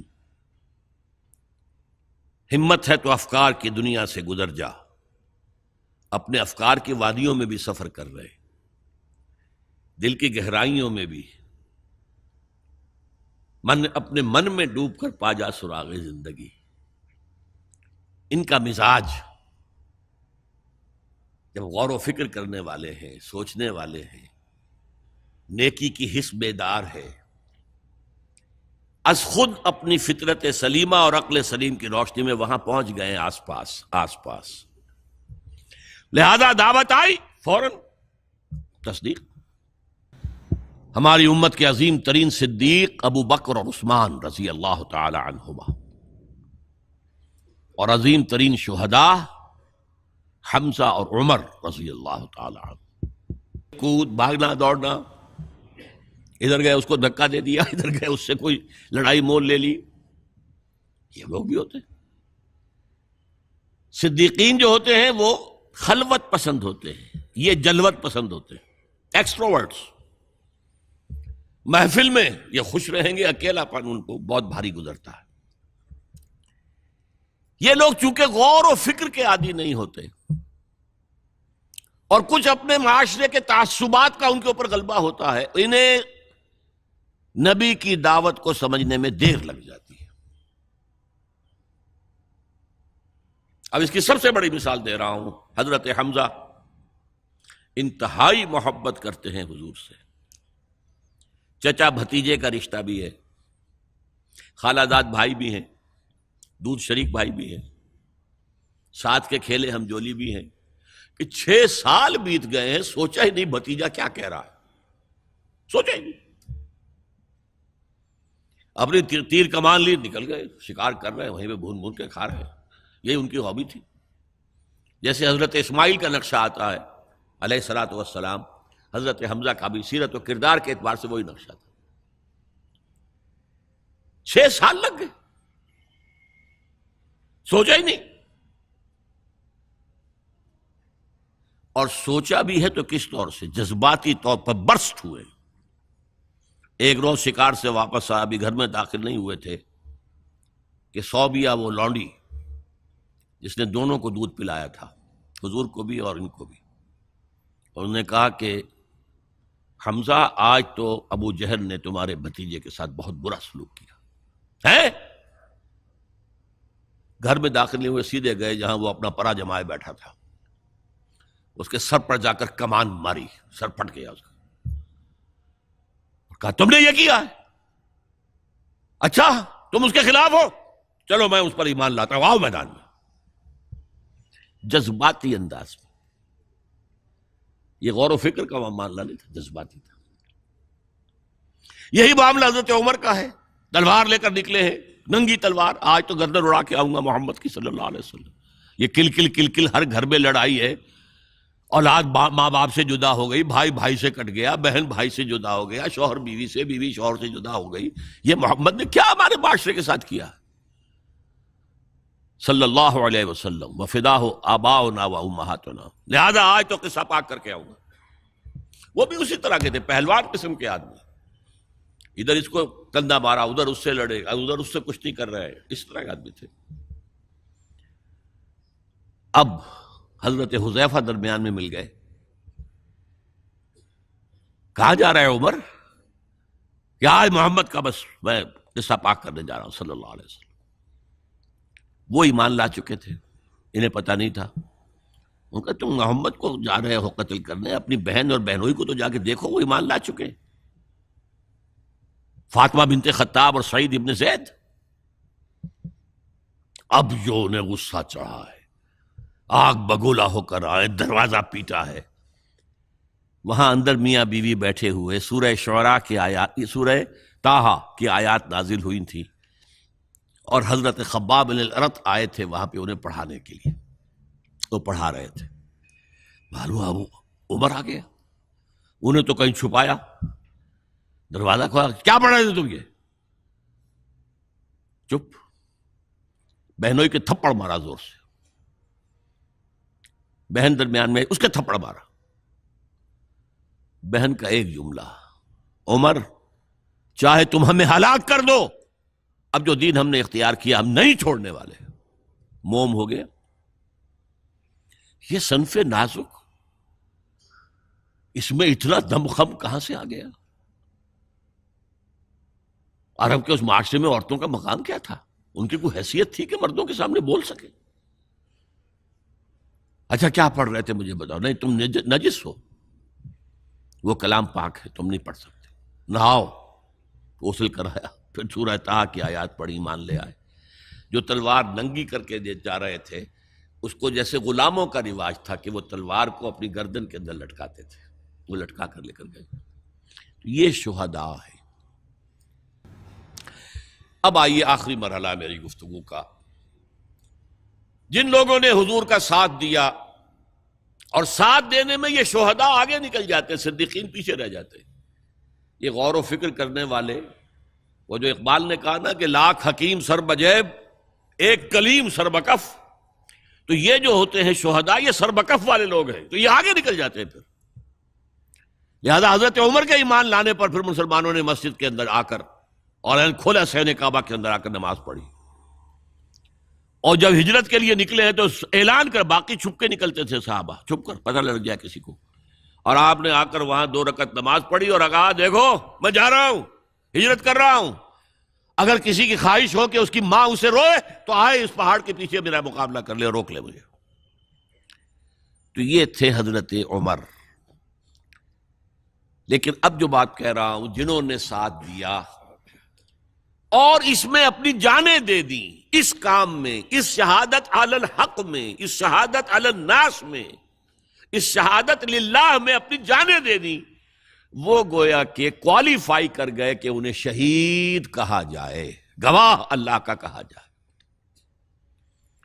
اس معنی میں یہ مقتول فی سبیل اللہ کے لیے استعمال ہوا ہے لفظ، اور حدیث میں ہوا ہے، اگرچہ معروف صیغے میں نہیں آتا، مجہول میں آتا، فقد استشہدا، اس کی شہادت قبول کر لی گئی، اس کو گواہ بنا لیا گیا۔ آپ یہ بھی ترجمہ کر سکتے ہیں، اللہ نے اس کو گواہ بنا لیا، جو جان دے دے اب اس کے اللہ کے گواہ ہونے میں کوئی شک نہیں۔ اس معنی میں مقتول فی سبیل اللہ کے لیے لفظ شہید شروع ہوا، ہوتے ہوتے یہ ایسا پھیل گیا کہ میں نے اب تک جو فلسفہ شہادت قرآن کا بیان کیا ہے، قرآن مجید کی آیات محکمات کے حوالے سے، وہ سب ذہنوں سے اوجھل۔ اب میں چاہتا ہوں کہ تاریخ کی جو اہم ترین شہادتیں ہیں دور نبوی کے بعد، اس کا پس منظر بیان کر دوں۔ شہادت عمر، شہادت عثمان، شہادت علی، پھر شہادت حسین رضی اللہ تعالی عنہم اجمعین۔ یہ شہادتیں اللہ کے دین کو قائم کرنے کی جد و جہد میں نہیں ہوئی ہیں، بلکہ نظام قائم ہو گیا تھا اس کے ڈیفنس میں ہوئی، اور شہادتیں ہیں اللہ کے لیے ہیں، قتل ہوئے ہیں۔ اس کے لیے تھوڑا سا آپ کو فلسفہ سمجھنا ہوگا، دی فلاسفی آف ریولوشن۔ ریولوشن جب بھی دنیا میں ساری سٹیجز گزار کر کامیابی کے قریب آتا ہے تو اس کے دشمن سر دبک کر بیٹھ جاتے ہیں، سر نیچا کر کے بیٹھ جاتے ہیں، چھپ جاتے ہیں کہ اب تو ہمارے بس نہیں چل رہا، let us go and accept and surrender. لیکن پھر موقع ملا تو پھر نپٹیں گے ان سے۔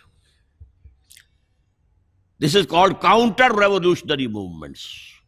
And every true revolution has counter-revolutionary movements. اب جو حضور کا کارنامہ ہے 23 برس میں عظیم ترین انقلاب برپا کر دیا، وہ میرا اس وقت کا موضوع نہیں ہے کہ میں گواہیاں پیش کروں کہ دنیا میں کس کس نے کہا ہے کہ تاریخ انسانی کا عظیم ترین انقلاب حضور کا تھا۔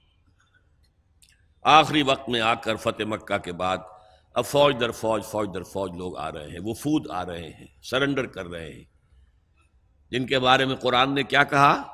قالت الاعراب آمنا قل لم تؤمنوا ولکن قولوا اسلمنا ولما يدخل الايمان في قلوبكم۔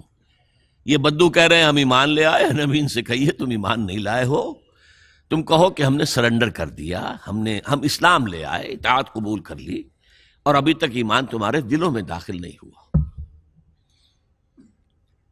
اب حضور کی آنکھ بند ہو رہی ہے۔ سب سے بڑی اگریو پارٹی کون سی تھی؟ مشرکین مکہ، مشرکین عرب، جن کو کہ حضور کے آخری سال جو تھا زندگی کا، اس میں جو یہ دھمکی دے دی گئی تھی 4 مہینے کی مہلت ہے، ایمان لاؤ گے تو ٹھیک ہے ورنہ قتل عام ہو جائے گا۔ اب وہ جو سر اپنا دبک کر بیٹھ گئے تھے، اب وہ کھڑے ہوئے۔ This is the time to strike back۔ جھوٹے نبی کھڑے ہو گئے، زکوٰۃ نہیں دیں گے، ارتداد، نوٹ کیجئے میری بات، اذا جاء نصر اللہ والفتح ورأیت الناس يدخلون فی دین اللہ افواجا، اور حضور کے انتقال کے بعد یخرجون من دین اللہ افواجا، نکل گئے اللہ کے دین سے فوج در فوج۔ یہ وقت تھا، ابو بکر کھڑے ہوئے ہیں، آہنی عزم والا شخص، بہت منحنی سے انسان، کمزور سے انسان، رقیق القلب انسان، لیکن عزم کوہ ہمالہ والا تھا اندر، جنگیں کی ہیں۔ عمر جیسا شخص بھی کہہ رہا ہے رضی اللہ تعالی عنہ کہ دیکھیے مصلحت دیکھیے، آپ نے جیش اسامہ کو روانہ کر دیا ہے، ٹھیک ہے، حضور نے تیار کیا تھا، آپ نے کہا میں کیسے روک لوں؟ آپ نے نئے نبوت کے جو ماننے والے ان کے خلاف جہاد شروع کر دیا ہے، وہ بھی ٹھیک ہے، وہ مرتد ہیں، کرنا ہوگا، لیکن ان زکوٰۃ والوں سے آپ نرمی برتیں، انہوں نے کوئی کفر نہیں کیا ہے، نماز کا انکار نہیں کیا، زکوٰۃ کا بھی انکار نہیں کیا ہے، وہ کہتے ہیں تمہیں نہیں دیں گے، ہم اپنے طور پر اپنی زکات جمع کریں گے، اپنے غریبوں میں تقسیم کر دیں گے۔ حضرت ابوبکر نے فرمایا کہ خدا کی قسم اگر حضور کے زمانے میں یہ اونٹ جب دیتے تھے زکوٰۃ کے، اور اس کے ساتھ اونٹ کا گھٹنا باندھنے والی رسی بھی دیتے تھے، اور آپ کہیں کہ اونٹ لے جاؤ رسی نہیں دیں گے، تب بھی میں جنگ کروں گا۔ ایبدل الدین وانا حی، کیا دین میں ترمیم ہو جائے گی جبکہ میں ابھی زندہ ہوں؟ اور اگر کوئی میرے ساتھ نہیں جائے گا تو میں اکیلا جاؤں گا۔ بہرحال یہ جو پہلی کاؤنٹر ریولوشنری موومنٹ تھی، اسے حضرت ابو بکر کی فضیلت، ان کا جو یوں سمجھیے کہ وہ پوری بات جو ایک دفعہ پھیل منتشر ہو گئی، حجاز کے چند شہروں تک اسلام رہ گیا تھا، پورا عرب باغی مرتد، کنسولیڈیٹ کر کے حضرت عمر کے حوالے کر۔ حضرت عمر کے زمانے میں اب جو جہاد ہوا ہے، قتال ہوا ہے، اس میں سب سے زیادہ ایگریوڈ کون تھے؟ ایرانینز۔ دو سپر پاورز تھیں، رومن، اس کی 3 میں سے 2 ٹانگیں توڑ دی تھیں، تیسری انٹیکٹ تھی۔ 3 ٹانگیں کون سی تھیں؟ نارتھ افریقہ پورا اس کے پاس تھا، وہ نکل گیا۔ ویسٹ افریقہ، شام، ترکی، فلسطین کا علاقہ اس کے پاس تھا، وہ نکل گیا، مسلمان لے گئے۔ اب رہ گیا یورپ کا، ایسٹرن یورپ۔ لیکن سلطنت ایران کی دھجیاں بکھر گئی، ختم، نسیہ منسیہ۔ ایگریوڈ پارٹی تو دوسری کاؤنٹر ریولوشنری موومنٹ ایران سے آئی۔ ایرانی نیشنلزم، ایرانوں میں بڑا غرور تھا اپنے، وہ تو فردوسی مسلمان تک کہہ گیا ہے، شیر شتر خوردنو سوس مار، عرب را بجائے آیت بکار، کہ تختے کیا نہ کند آرزو، تفو برتو ہے چرخ گردہ تفو۔ یہ عرب، یہ اجڑ، یہ سوسمار، گوہ کا گوشت کھانے والے اور اونٹ کا دودھ پینے والے، آج ان کی یہ مجال ہو گئی ہے کہ تخت قیانی، یہ امپائر ایرانین آج اس تخت کی آرزو کر رہے ہیں۔ تفو برتو ہے چرخ طرف گردہ تفو، اڑ گئے، پرخچے اڑ گئے۔ اس نے حضور کا نامہ مبارک چاک کیا تھا، سلطنت چاک ہو گئی۔ اب یہ جو ان کے اندر تھا پرائڈ آف نیشنلزم، اس نے حضرت عمر کو شہید کیا۔ ابو لولو فیروز، ایک مجوسی ایرانی، اور ایک ایرانی جنرل ہرمزان، ان کی سازش۔ یہ ہرمزان کتنا چالاک تھا ذرا نوٹ کیجئے۔ اس کے خلاف بہت سے مقدمات تھے، اور جب پکڑا گیا تو اس کا قتل ہونا تھا، قتل کے لیے لے آیا گیا حضرت عمر کی عدالت میں سامنے۔ ہیلا کیا اس نے، انہوں نے کہا مجھے ذرا پانی پلا دو۔ ٹھیک ہے، ماؤ بھائی پانی، کٹورا ہاتھ میں لے کر، پہلے مجھے یہ ضمانت دو کہ جب تک میں یہ پانی نہ پی لوں مجھے قتل نہیں کرو گے۔ ہاں ہاں ہاں، تم پی لو پانی، ہم نہیں قتل کریں گے، پانی پی لو۔ کٹورا پھینک دیا، کرو قتل مجھے اب۔ جب تک میں یہ پانی نہیں پی لوں تو مجھے قتل نہیں کرو۔ کہاں سے لاؤ گے وہ پانی؟ اب چھوٹ گیا۔ لیکن پھر جو سازش کی ہے ابو لولو کے ذریعے سے، ابو لولو غلام تھے کسی صحابی کے، انہوں نے مکاتبت کی ہوئی تھی کہ اتنا اگر تم پے کرتے رہو گے تو اتنے عرصے میں تمہیں میں آزاد کر دوں گا۔ آ کے حضرت عمر سے شکایت کی کہ بہت زیادہ مجھ پر رقم ڈالی ہوئی ہے انہوں نے۔ حضرت عمر نے پوچھا تم کام کیا کیا جانتے ہو؟ میں یہ بھی جانتا ہوں، یہ بھی جانتا ہوں، یہ بھی جانتا ہوں، یہ بھی جانتا ہوں۔ فرمایا پھر یہ زیادہ نہیں ہے، اور دیکھو اس نے کہا تھا میں چکی بھی بناتا ہوں، ایک چکی میرے لیے بھی بنانا۔ کہا ہاں آپ کے لیے تو میں وہ چکی بناؤں گا جو رہتی دنیا تک یاد رہے گی۔ وہ شخص جس نے قتل کیا حضور حضرت عمر، سمجھا یہ گیا تھا کہ یہ اس پلر پر کھڑا ہوا ہے سارا دین کا نظام۔ عمر عمر واقعتاً عظیم ترین شخصیت، آپ کو معلوم ہے کہ ڈاکٹر مائیکل ہارٹ جو 100 پوری دنیا کے عظیم انسانوں کا جو اس نے چناؤ کیا ہے، 100 کا عظیم ترین انسانوں کا، نمبر 1 پر حضور ہے تو نمبر 50 پر حضرت عمر ہے، مسلمان اور کوئی شامل نہیں اس میں۔ یہ تھا counter revolution from Iranian side. اب تیسری چیز دیکھیے، مذہبی میدان میں جو نصارہ اور یہودی تھے، ان میں کون تھا سب سے بڑا ایگریوڈ؟ نصارہ سے تو کوئی ٹکراؤ ہوا ہی نہیں۔ نصارہ میں سے تو نجاشی بھی تھے رحمت اللہ علیہ، جنہوں نے پناہ دے دی تھی اور تصدیق کر دی تھی سورہ مریم کی آیات سن کر کہ جو کچھ ان آیات میں بیان ہوا ہے عیسیٰ کی حقیقت اس سے ایک تن کا برابر بھی زیادہ نہیں ہے۔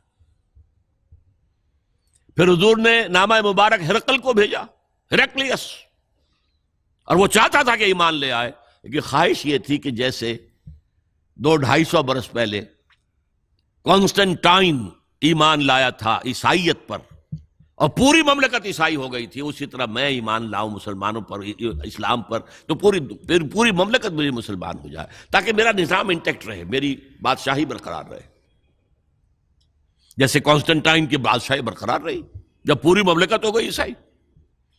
وہ نہیں ہو سکا تو محروم رہ گیا، لیکن یہ کہ وہ پہچان گیا تھا۔ یہی وجہ غزوہ تبوک میں جب حضور گئے ہیں وہ آگے نہیں آیا، موجود تھا، اسے معلوم تھا یہ اللہ کے نبی ہے۔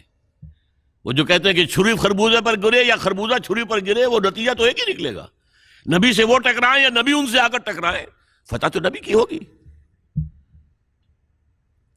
اسی طرح مقوقس شاہ مصر کے پاس آپ نے بھیجا پیغام، اپنا خط بھیجا، اس نے اکرام کیا، عزت کی، تحفے بھیجے، اور حضرت ماریہ قبطیہ اور ایک اور 2 جو ہیں کنیزیں بھیجی، بلکہ کنیزیں نہیں، وہ بھی حضرت ہاجرہ کی طرح شہزادیاں تھیں۔ تو عیسائیت سے کوئی ڈائریکٹ کنفرنٹیشن نہیں ہوئی حضور کے زمانے میں، یہودیت کا قلع قمع کیا۔ 3 قبیلے مدینے میں تھے، باہر نکالے گئے، ان میں سے ایک کی جو ہے گردنیں جو ہیں ذبح کی گئی ہیں، بنو قریظہ کی، بوڑھے، عورتیں، بچے معاف، باقی جو بھی جنگ کرنے کے قابل لوگ ہیں ان کی گردنیں اڑا دی گئی۔ بنو قینقاع اور بنو نذیر نکال دیے گئے۔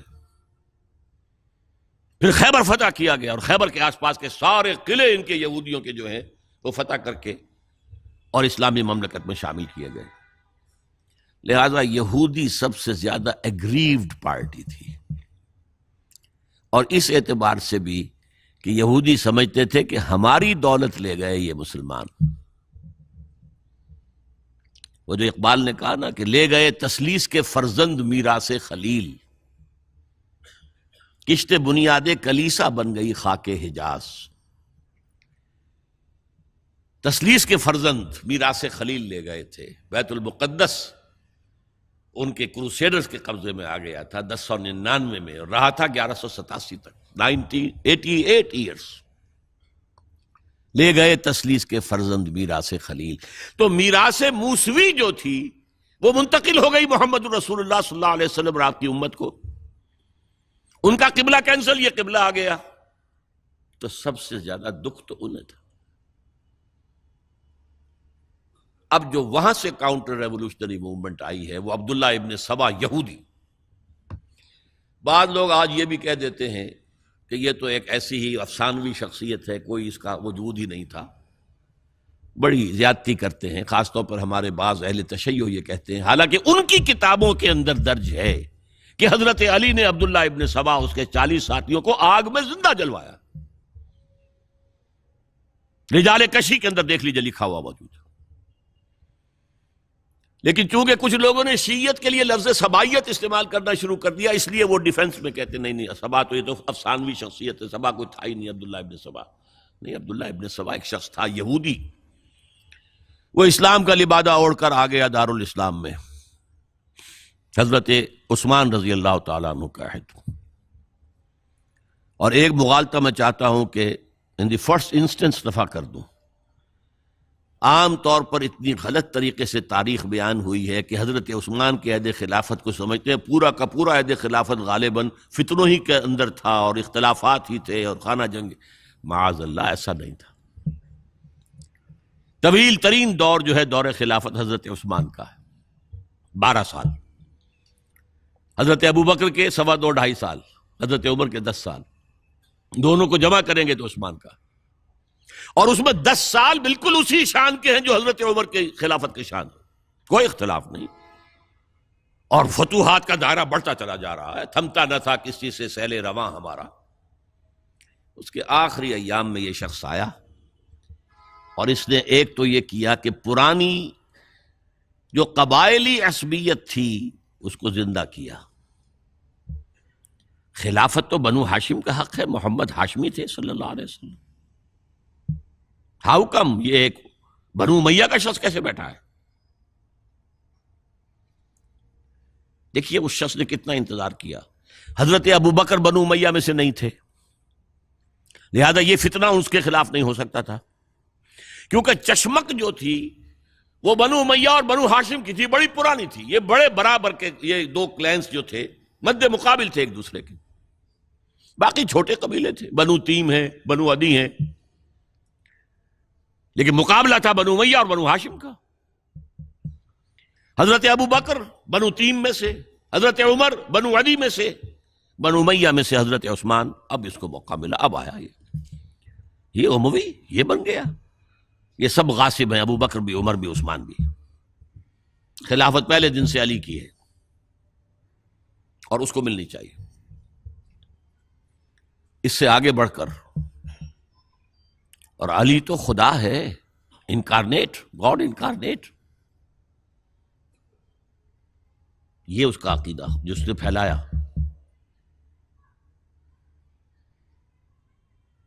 یوں سمجھئے ایک شخص نے حضرت عیسیٰ کے دین کو زیرو کر دیا تھا۔ لوگ مانتے نہیں کہ ایک شخص اتنا کچھ کر سکتا ہے۔ یہودی اور سازشی ذہن، ان کی صلاحیت اور ذہانت۔ ایک شخص تھا پال، حضرت عیسیٰ کو خدا کا بیٹا بنانے والا، وہ توحید ختم، تسلیس آ گئی۔ شریعت کو ختم کرنے والا وہ حضرت عیسیٰ کہہ کر گئے تھے تم پر شریعت موسوی نافذ رہے گی، اس نے کہا نہیں، abrogated, know Shariah.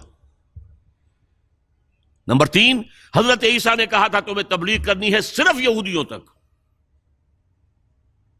I have been sent only in search of the lost sheep of the house of Israel۔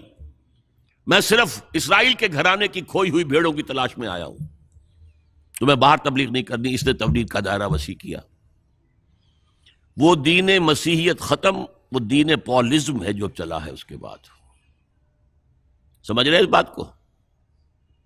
اور یہ ڈاکٹر مائیکل ہارٹ نے بالکل صحیح لکھا ہے کہ کرسچینٹی جب تک حضرت مسیح موجود تھے، وہ سوائے ایک یہودیوں کے فرقے کے اس کی کوئی اور حیثیت نہیں تھی،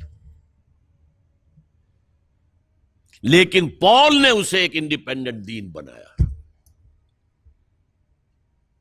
ایک شخص کی کارروائی ہے یہ ساری، اور آج پوری دنیا، پوری عیسائی دنیا اسی پر ہے، تسلیس پر بھی، اور شریعت ختم، اور دعوت جو ہے کرتے پھر رہے ہیں پوری دنیا کے اندر۔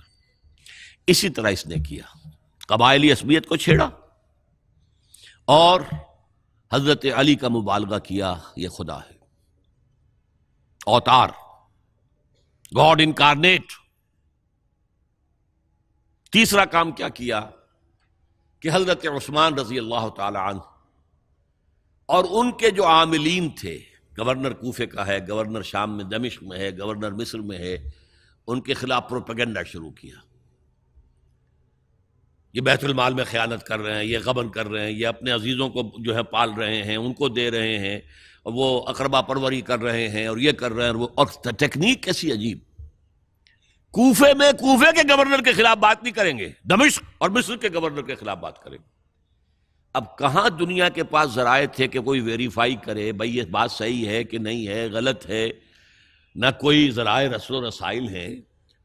اور اگر آپ کوفے میں کھڑے ہو کر عثمان نے یہ کر دیا، عثمان نے یہ کر دیا، عثمان نے یہ کر دیا، یہ کر دیا، اب کون اس کو جو ہے اس کی تحقیق کر سکے گا؟ دمشق میں گئے ہیں تو دمشق کے گورنر کے خلاف کچھ نہیں، عثمان کے خلاف، اور کوفے کے گورنر کے خلاف، اور مصر کے گورنر کے خلاف۔ مصر میں گئے ہیں تو اس کے خلاف کچھ نہیں، دمشق اور کوفے کے گورنر کے خلاف اور عثمان کے خلاف، اور پھر ہر طرف سے بلوائیوں کو لا کر گھیراؤ کر لیا حضرت عثمان کے گھر کا۔ یہ تحریک ہے جو بہت زبردست کامیابی سے ہمکنار ہوئی. یہودی سازش. اب تمام صحابہ کہہ رہے ہیں حضرت عثمان سے کہ آپ ہمیں موقع دیں کہ ہم ان کا سر کچل دیں. آپ فرماتے ہیں نہیں، یہ مجھ پر الزام لگا رہے ہیں نا، میں وضاحت کرتا ہوں. اپنے گھر کی چھت کے اوپر کھڑے ہو کر آپ نے کہا دیکھو یہ میں نے نہیں کیا، یہ میں نے نہیں کیا، میرے یہ احسانات بھول گئے ہو. حضرت علی نے مسجد نبوی میں کھڑے ہو کر جتنے الزامات لگائے تھے ان سب کی طرف سے برات کا معاملہ کیا کہ جھوٹ کہہ رہے ہو تم. عثمان پر کوئی غلطی جو ہے، کوئی خیانت ثابت نہیں. لیکن جنگ کی اجازت حضرت عثمان نہیں دے رہے. یہ میرے خون کے پیاسے ہیں نا، جب تک قتل نہیں کر لیتے جرم کہاں ہے؟ جب قتل کر لیں گے تم قصاص دے لینا. لیکن میں کسی کلمہ گو کی جان نہیں لینا چاہتا، صرف اپنی جان کے تحفظ میں. یہ ہے عزیمت کا پہاڑ. لوگ کہتے ہیں کمزور تھے. جان بچانے کے لیے تو آدمی پتہ نہیں کیا کچھ کر بیٹھتا ہے، اور طاقت ہو تو طاقت کو کیسے استعمال کرے گا. حضرت امیر معاویہ کی طرف سے پیغام پر پیغام آ رہے ہیں کہ آپ ہمیں اجازت دیں میں فوجیں بھیجوں اور ان کا قلع کما کر دیا جائے. حضرت عمرو بن العاص کا پیغام آ رہا ہے مصر سے، آپ ہمیں اجازت دیں. طلحہ، زبیر، علی اجازت مانگ رہے ہیں مدینے کے اندر، آپ اجازت دیں کہ ہم جنگ کریں ان سے. نہیں. آخر کار حضرت علی نے دونوں بیٹوں کو، حضرات حسنین، حضرت حسن حضرت حسین، دروازے پر کھڑا کر دیا. پہرے دار حضرت عثمان کے، حضرت حسن حضرت حسین کہ کوئی گھر میں داخل نہ ہونے پائے. پچھواڑے سے آئے ہیں اور شہید کیا ہے. میرے نزدیک تاریخ کی مظلوم ترین شہادت بمانی مقتول فی سبیل اللہ وہ حضرت عثمان ہے. بلکہ میں جرات کر رہا ہوں ذرا، آپ کو معلوم ہے علامہ اقبال سے مجھے کتنا تعلق قلبی ہے. میں نے ان کے ایک شعر میں ترمیم کی ہے، میں سمجھتا ہوں انہوں نے صحیح نہیں کہا. غریب و سادہ اور رنگی ہے داستان حرم، نہایت اس کی حسین ابتدا ہے اسماعیل. حضرت اسماعیل کو اللہ تعالیٰ کے حکم سے حضرت ابراہیم ذبح کر رہے تھے نا، اور حضرت حسین ذبح کر دیے گئے. تو گویا کہ ابتدا جس کی ہوئی تھی حضرت اسماعیل سے، اس کی انتہا حسین پر ہوئی. میں کہتا ہوں بالکل غلط. اور زیادی اور کوفی کوئی تقابل ہے؟ وہ قتل نہیں ہوئے، یہ قتل ہو گئے. انہوں نے پیشانی خود رکھ دی. یہاں تو حضرت عثمان لڑتے ہوئے، حضرت حسین لڑتے ہوئے شہید ہوئے. کون سی چیز مشترک ہے؟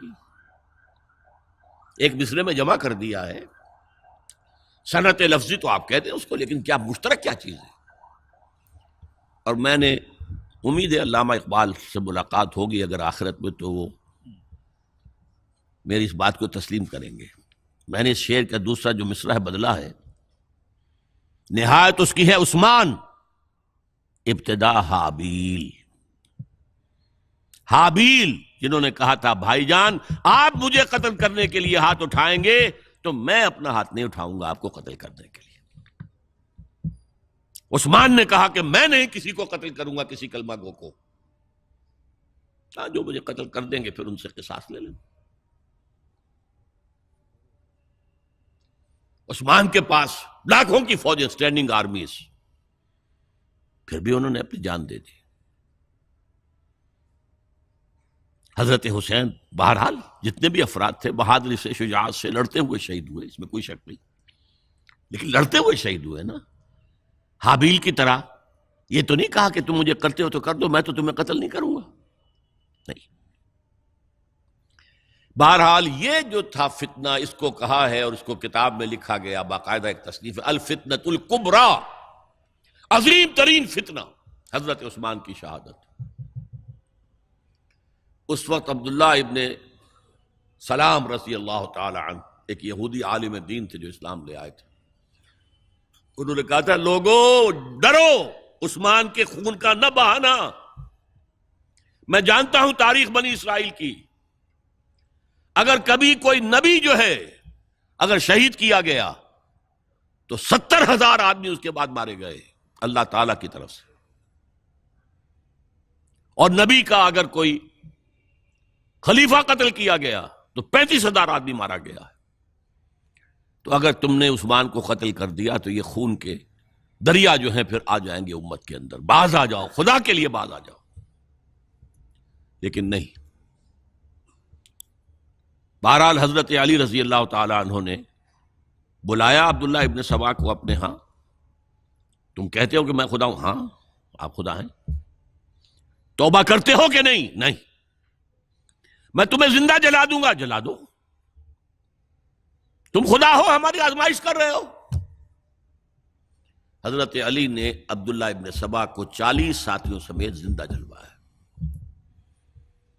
اور یہ سارا کچھ معاملہ جو ہے یہ میں نے آپ کو بتایا اہل تشیع کی کتابوں میں موجود ہے۔ بہرحال یہ فتنۃ الکبریٰ ہے، جس کا نتیجہ کیا نکلا ہے آپ اچھی طرح سمجھیے۔ وہ شہادت علی الناس کا جو سیلاب جا رہا تھا، جس کی شان کیا تھی؟ علامہ اقبال کے الفاظ میں، تھمتا نہ تھا کسی سے سیل رواں ہمارا۔ یہ جو سیل تھا کوئی روکنے والا تھا؟ 2 سپر پاورز تھیں اس وقت، ایران، روم۔ ایران کے چیتڑے ختم ٹوٹ گئے، روم کی 2 ٹانگیں ٹوٹ گئی، اب کون روکنے والا تھا؟ یہ انٹرنل سیبوٹاج۔ اس کے بعد جو باہمی خانہ جنگی شروع ہوئی ہے، 1,00,000 مسلمان ایک دوسرے کی تلواروں اور نیزوں سے ختم ہو گئے۔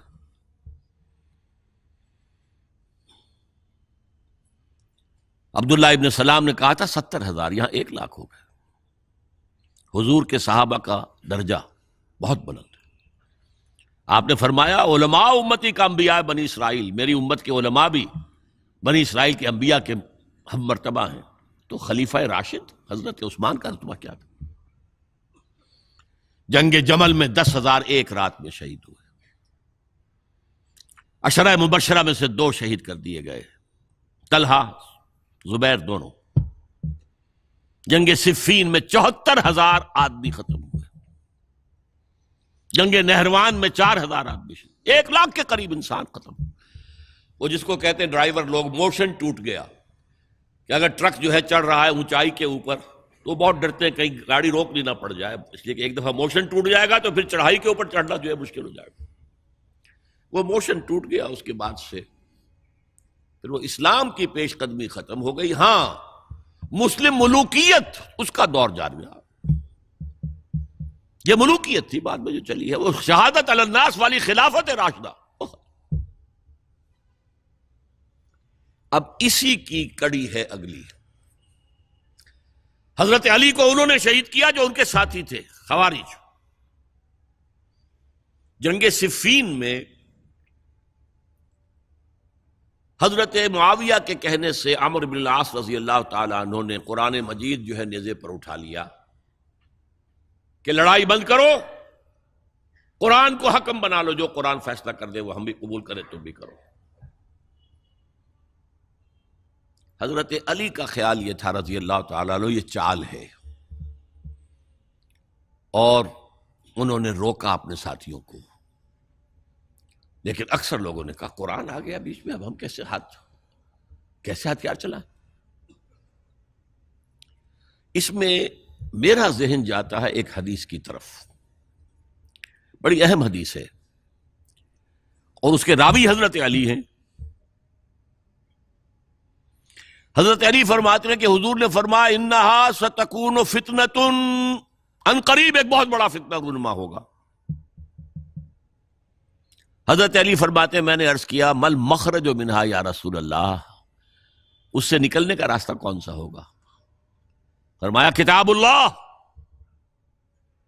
فیہ خبر ما قبلکم و نبأ ما بعدکم و حکم ما بینکم، اس قرآن میں تم سے پہلے لوگوں کی خبریں موجود ہیں، بعد آنے والوں کے حالات موجود ہیں، اور تمہارے درمیان جو اختلافات بھی پیدا ہوں گے ان کا حل موجود ہے۔ تو اب کیسے نہ مانتے ہیں مسلمان؟ قرآن کو حکم بنایا جا رہا۔ بہرحال اس کے نتیجے میں جو بھی ہوا ہے یہ اب تاریخ کا معاملہ ہے، میں اس کی تفصیل میں نہیں جانا چاہتا۔ مسئلہ حل نہیں ہو سکا. لیکن حضرت علی کی خلافت جو ہے ان کے ہاتھ پر بیعت ہو گئی تھی، وہ چلی، لیکن 4.5 برس سوائے خانہ جنگی کے اور کچھ نہیں ہوا. وہ جو قافلہ آگے چل رہا تھا سیل رواں، وہ 1 انچ بھی آگے نہیں بڑھا. البتہ قیصر روم نے جب دیکھا یہ تو آپس میں لڑ رہے ہیں، اب موقع ہے میں حملہ کروں. اور چونکہ وہاں قریب ترین تو حضرت امیر معاویہ بیٹھے ہوئے تھے نا، شام میں، شام سے ملحق تھا نا آگے قیصر. حضرت معاویہ نے خط لکھا، او رومی کتے، اگر تو نے دارالاسلام پر حملہ کرنے کی جرت کی تو سن لے کہ علی کی طرف سے لڑنے والوں میں سب سے پہلے معاویہ ہوگا تیرے خلاف. لہذا اس نے جرت نہیں کی. بہرحال حضرت علی کو شہید کرنے والے تھے ایکسٹریمسٹ جو خود ان کے اپنے ساتھیوں میں سے تھے. انہوں نے کہا وہ کہاں حکم کیوں مانا؟ ان الحکم الا للہ، اللہ کے سوا کسی کا حکم نہیں، قرآن حکم نہیں ہے، کیوں مانا تم نے؟ اور اگر مانا تھا تو اب حکم کے بعد کیوں نہیں مانتے؟ چھوڑ دو خلافت. بہرحال یہ کہلاتے ہیں خوارج، جنہوں نے بغاوت کی ہے حضرت علی کے ساتھیوں میں سے. ان میں سے 3 نے بیٹھ کے طے کیا کہ یہ 3 جو در حقیقت بڑے شخص ہیں، یہ اس وقت امت جو ہے ان کی وجہ سے اس مشکل میں پڑی ہوئی، تینوں کو قتل کر دو.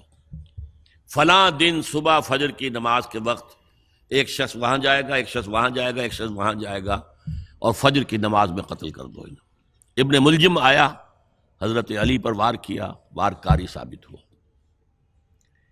باقی 2 حضرت معاویہ اور حضرت عمرو بن العاص، ان میں سے ایک تو اس روز فجر میں آئے نہیں کسی وجہ سے، اور دوسرے پر جو وار پڑا وہ اوچھا وار تھا، وہ کاری وار نہیں تھا. حضرت علی شہید ہوئے. اس کے بعد حضرت حسن کی خلافت ہوئی 6 مہینے. لیکن اب جب جنگ کا معاملہ ہوا تو حضرت حسن نے دستبرداری اختیار کر لی، حضرت معاویہ کو تسلیم کر لیا خلیفہ. حضرت معاویہ صحابی ہیں، کاتب وحی ہیں، حضور کے برادر نسبتی ہیں، صالح ہیں. ام حبیبہ بہن ہے ان کی، جو حضور کی زوجہ محترمہ ہیں. ان کا مقام بہت بلند ہے، لیکن ہم انہیں خلفائے راشدین میں شامل نہیں کرتے، اس لیے کہ ان کا جو خلافت کو اختیار کرنا یا حکومت اختیار کرنا یہ قبائلی عصبیت کی بنیاد پر تھا، باہمی مشورے کی بنیاد پر نہیں تھا. لیکن 20 سال تک ان کا دور حکومت ہے، اور کوئی خون ریزی نہیں، کوئی غارت گری نہیں، کوئی اختلاف نہیں، کوئی بغاوت نہیں، کوئی جھگڑا نہیں. مدبر اس درجے کے تھے. اب آئیے آخری سٹیج آئی. حضرت معاویہ کو مشورہ دیا گیا. مغیرہ ابن شعبہ ایک بزرگ صحابی تھے کہ دیکھیے جناب امیر، مسلمانوں میں اختلاف ہوا، 4.5 سال 5 سال خانہ جنگی رہی. اب اگر پھر معاملہ آپ کے انتقال کے بعد ایسے ہی چھوٹ گیا تو اختلافات ہوں گے، جھگڑے ہوں گے، مختلف دعوے دار سامنے آئیں گے، جنگیں ہوں گی، پھر دوبارہ جو ہے فساد ہو جائے گا. آپ کسی کو نامزد کر دیجیے. اور پھر مشورہ دیا اپنے بیٹے یزید کو نامزد کر دیجیے. حضرت معاویہ ریلیکٹنٹ رہے، لیکن اس کے بعد انہوں نے مان لیا اور فیصلہ کر لیا. یہاں میں چاہتا ہوں کہ بات سمجھ لیں اچھی طرح. اس معاملے میں اگر آپ حضرت معاویہ کی نیت پر شک کریں گے تو مجھے آپ کے ایمان پر شک ہو جائے گا. نیت پر نہیں، غلطی ہو سکتی ہے، صحابی ہیں، نیت غلط نہیں تھی. نیت کیا تھی؟ اور میں سمجھتا ہوں 100% درست تھی کہ اب اتنا پانی گزر چکا ہے پل کے نیچے سے وقت کے دریا میں کہ بارے صحابہ سب رخصت ہو چکے. اب اکثریت 9 مسلموں کی ہے، عصبیتیں بھی ہیں، قبائلی عصبیتیں ختم تو نہیں ہوئی. لہذا جب تک کوئی قبائلی عصبیت پیچھے نہیں ہوگی حکومت کے، حکومت نہیں چل سکے گی۔ یہ ابن خلدون کا لفظ ہے، عصبیت، کوئی چیز جو جوڑے آپ کو۔ تو دینی عصبیت اب کمزور پڑ گئی ہے، اس لیے کہ حضور نے جن کو تربیت دی تھی وہ اب گئے، اکثر و بیشتر گئے۔ اب اگر ایسے ہی چھوڑ دیا گیا اور کوئی قبائلی عصبیت پشت پر نہ آئی تو پھر خانہ جنگی ہوگی، 5 سال تک ہوئی۔ اس بنا پر انہوں نے اسے صحیح سمجھا۔ آپ اختلاف کر سکتے ہیں، صحابہ کی رائے سے اختلاف ہو سکتا ہے، لیکن آپ ان کی نیت پر شک نہیں کر سکتے۔ بہرحال واقعہ کیا ہے تاریخی اعتبار سے کہ یہ 10ویں سال میں نامزد کر دیا یزید کو اپنے بعد خلیفہ کے لیے، ولی عہد۔ اس وقت تقریباً سب نے بات مان لی سوائے 5 افراد کے۔ وہ 5 افراد بہت اہم تھے، بہت اہم۔ ابو بکر اہم ترین آدمی تھے، ان کے بیٹے عبد الرحمن ابن ابو بکر۔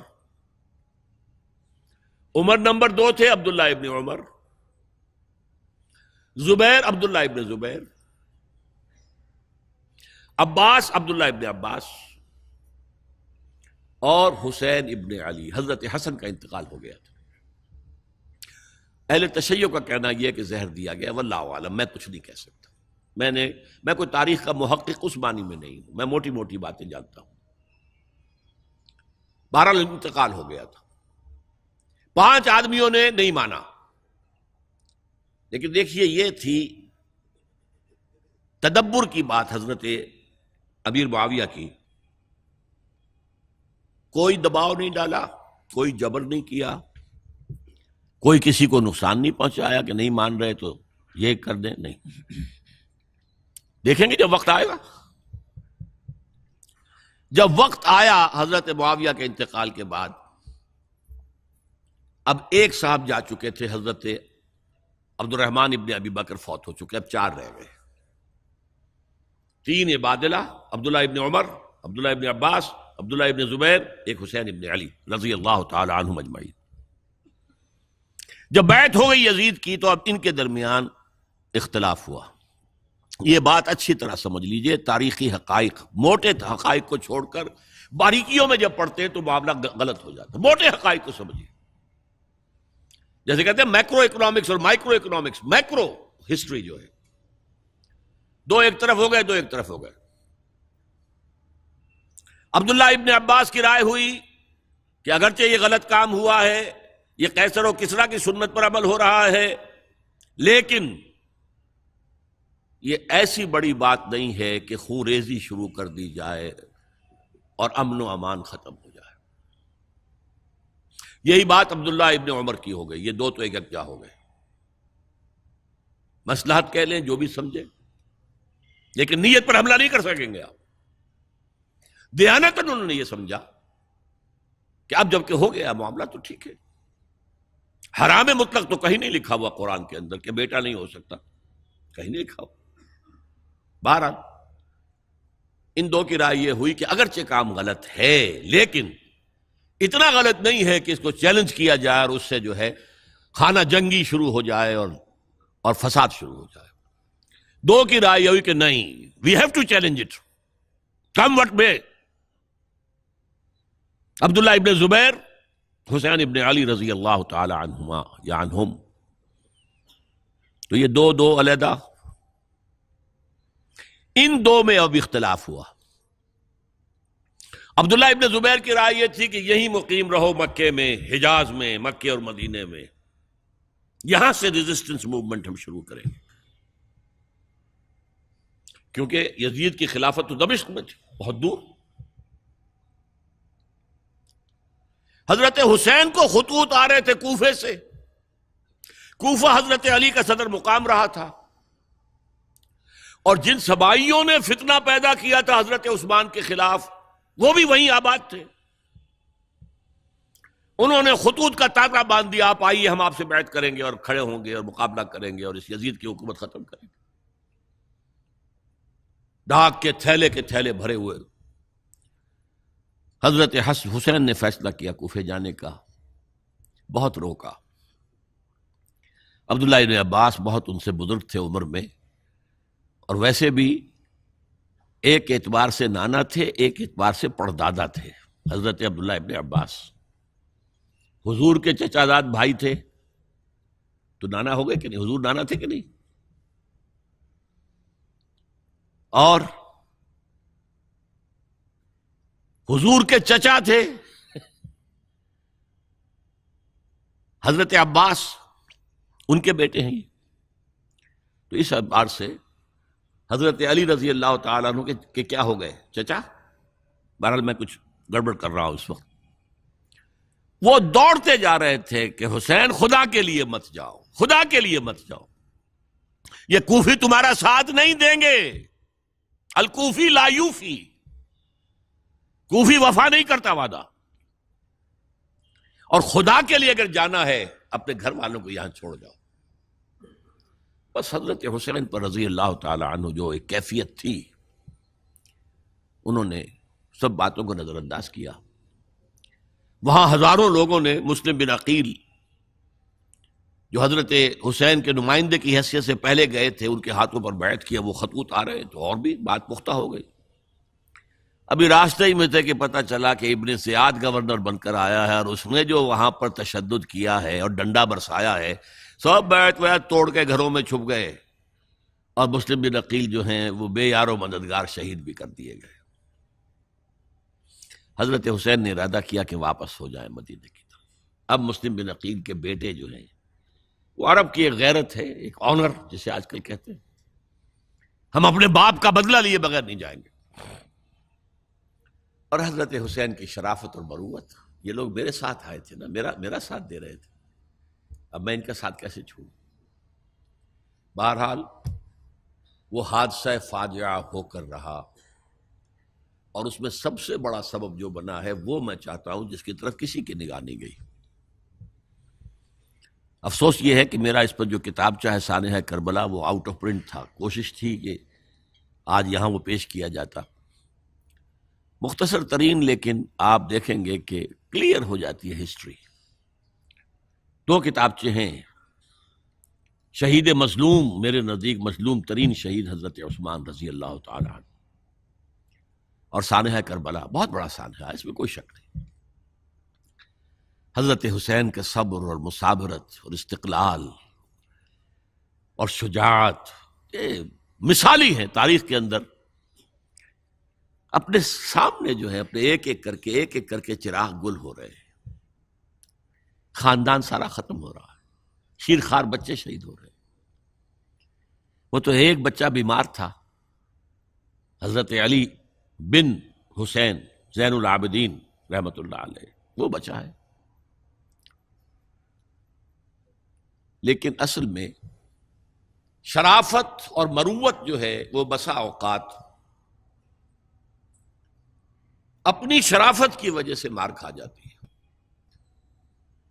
حضرت حسین سے میرے نزدیک یہ ایک اسٹریٹجک مسٹیک ہوئی کہ جب کوفیوں کا لشکر سامنے تھا تو وہاں کھڑے ہو کر ایک ایک کا نام لے گا، فلاں ابن فلاں، کیا تم نے مجھے خط نہیں لکھا تھا؟ اے فلاں ابن فلاں، کیا تم نے مجھے خط نہیں لکھا تھا؟ سب کے راز فاش کر رہے ہیں، اور دیکھو یہ میرے پاس یہ تھیلے بھرے ہوئے تمہارے خطوں کے موجود ہیں، تم نے مجھے بلایا اور میں آیا۔ یہ بات تھی جس کی بنا پر اب ان کے لیے کوئی چارہ نہیں تھا کہ انہیں شہید کر دیں، ورنہ تو یہ ہمارا بھانڈا پھوڑ دیں گے جا کر یزید کے پاس، تو ہماری کھالیں کھنچ جائیں گی۔ یہی وجہ ہے کہ حضرت حسین نے 3 آفرز کی، مجھے واپس مدینے جانے دو، نہیں، مجھے یزید کے پاس جانے دو، نہیں، مجھے کہیں اسلامی سرحد پر بھیج دو، میں وہاں پر کافروں سے جنگ کرتے ہوئے زندگی ختم کر لوں گا، نہیں، ہیئر اینڈ ناؤ بیٹھ کرو۔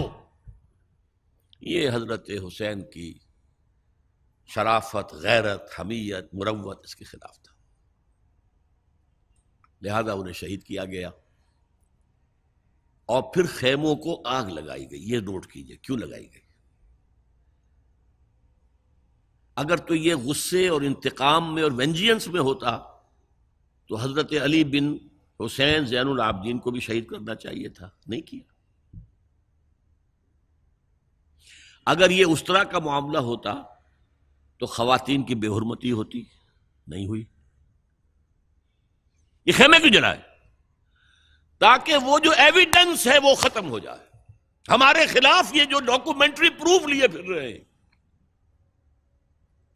خیمے جلیں گے اور یہ تھیلے بھی جل جائیں گے اور یہ خود بھی جل جائیں گے اور ہم بچ جائیں گے۔ یہ ہے میرا تجزیہ۔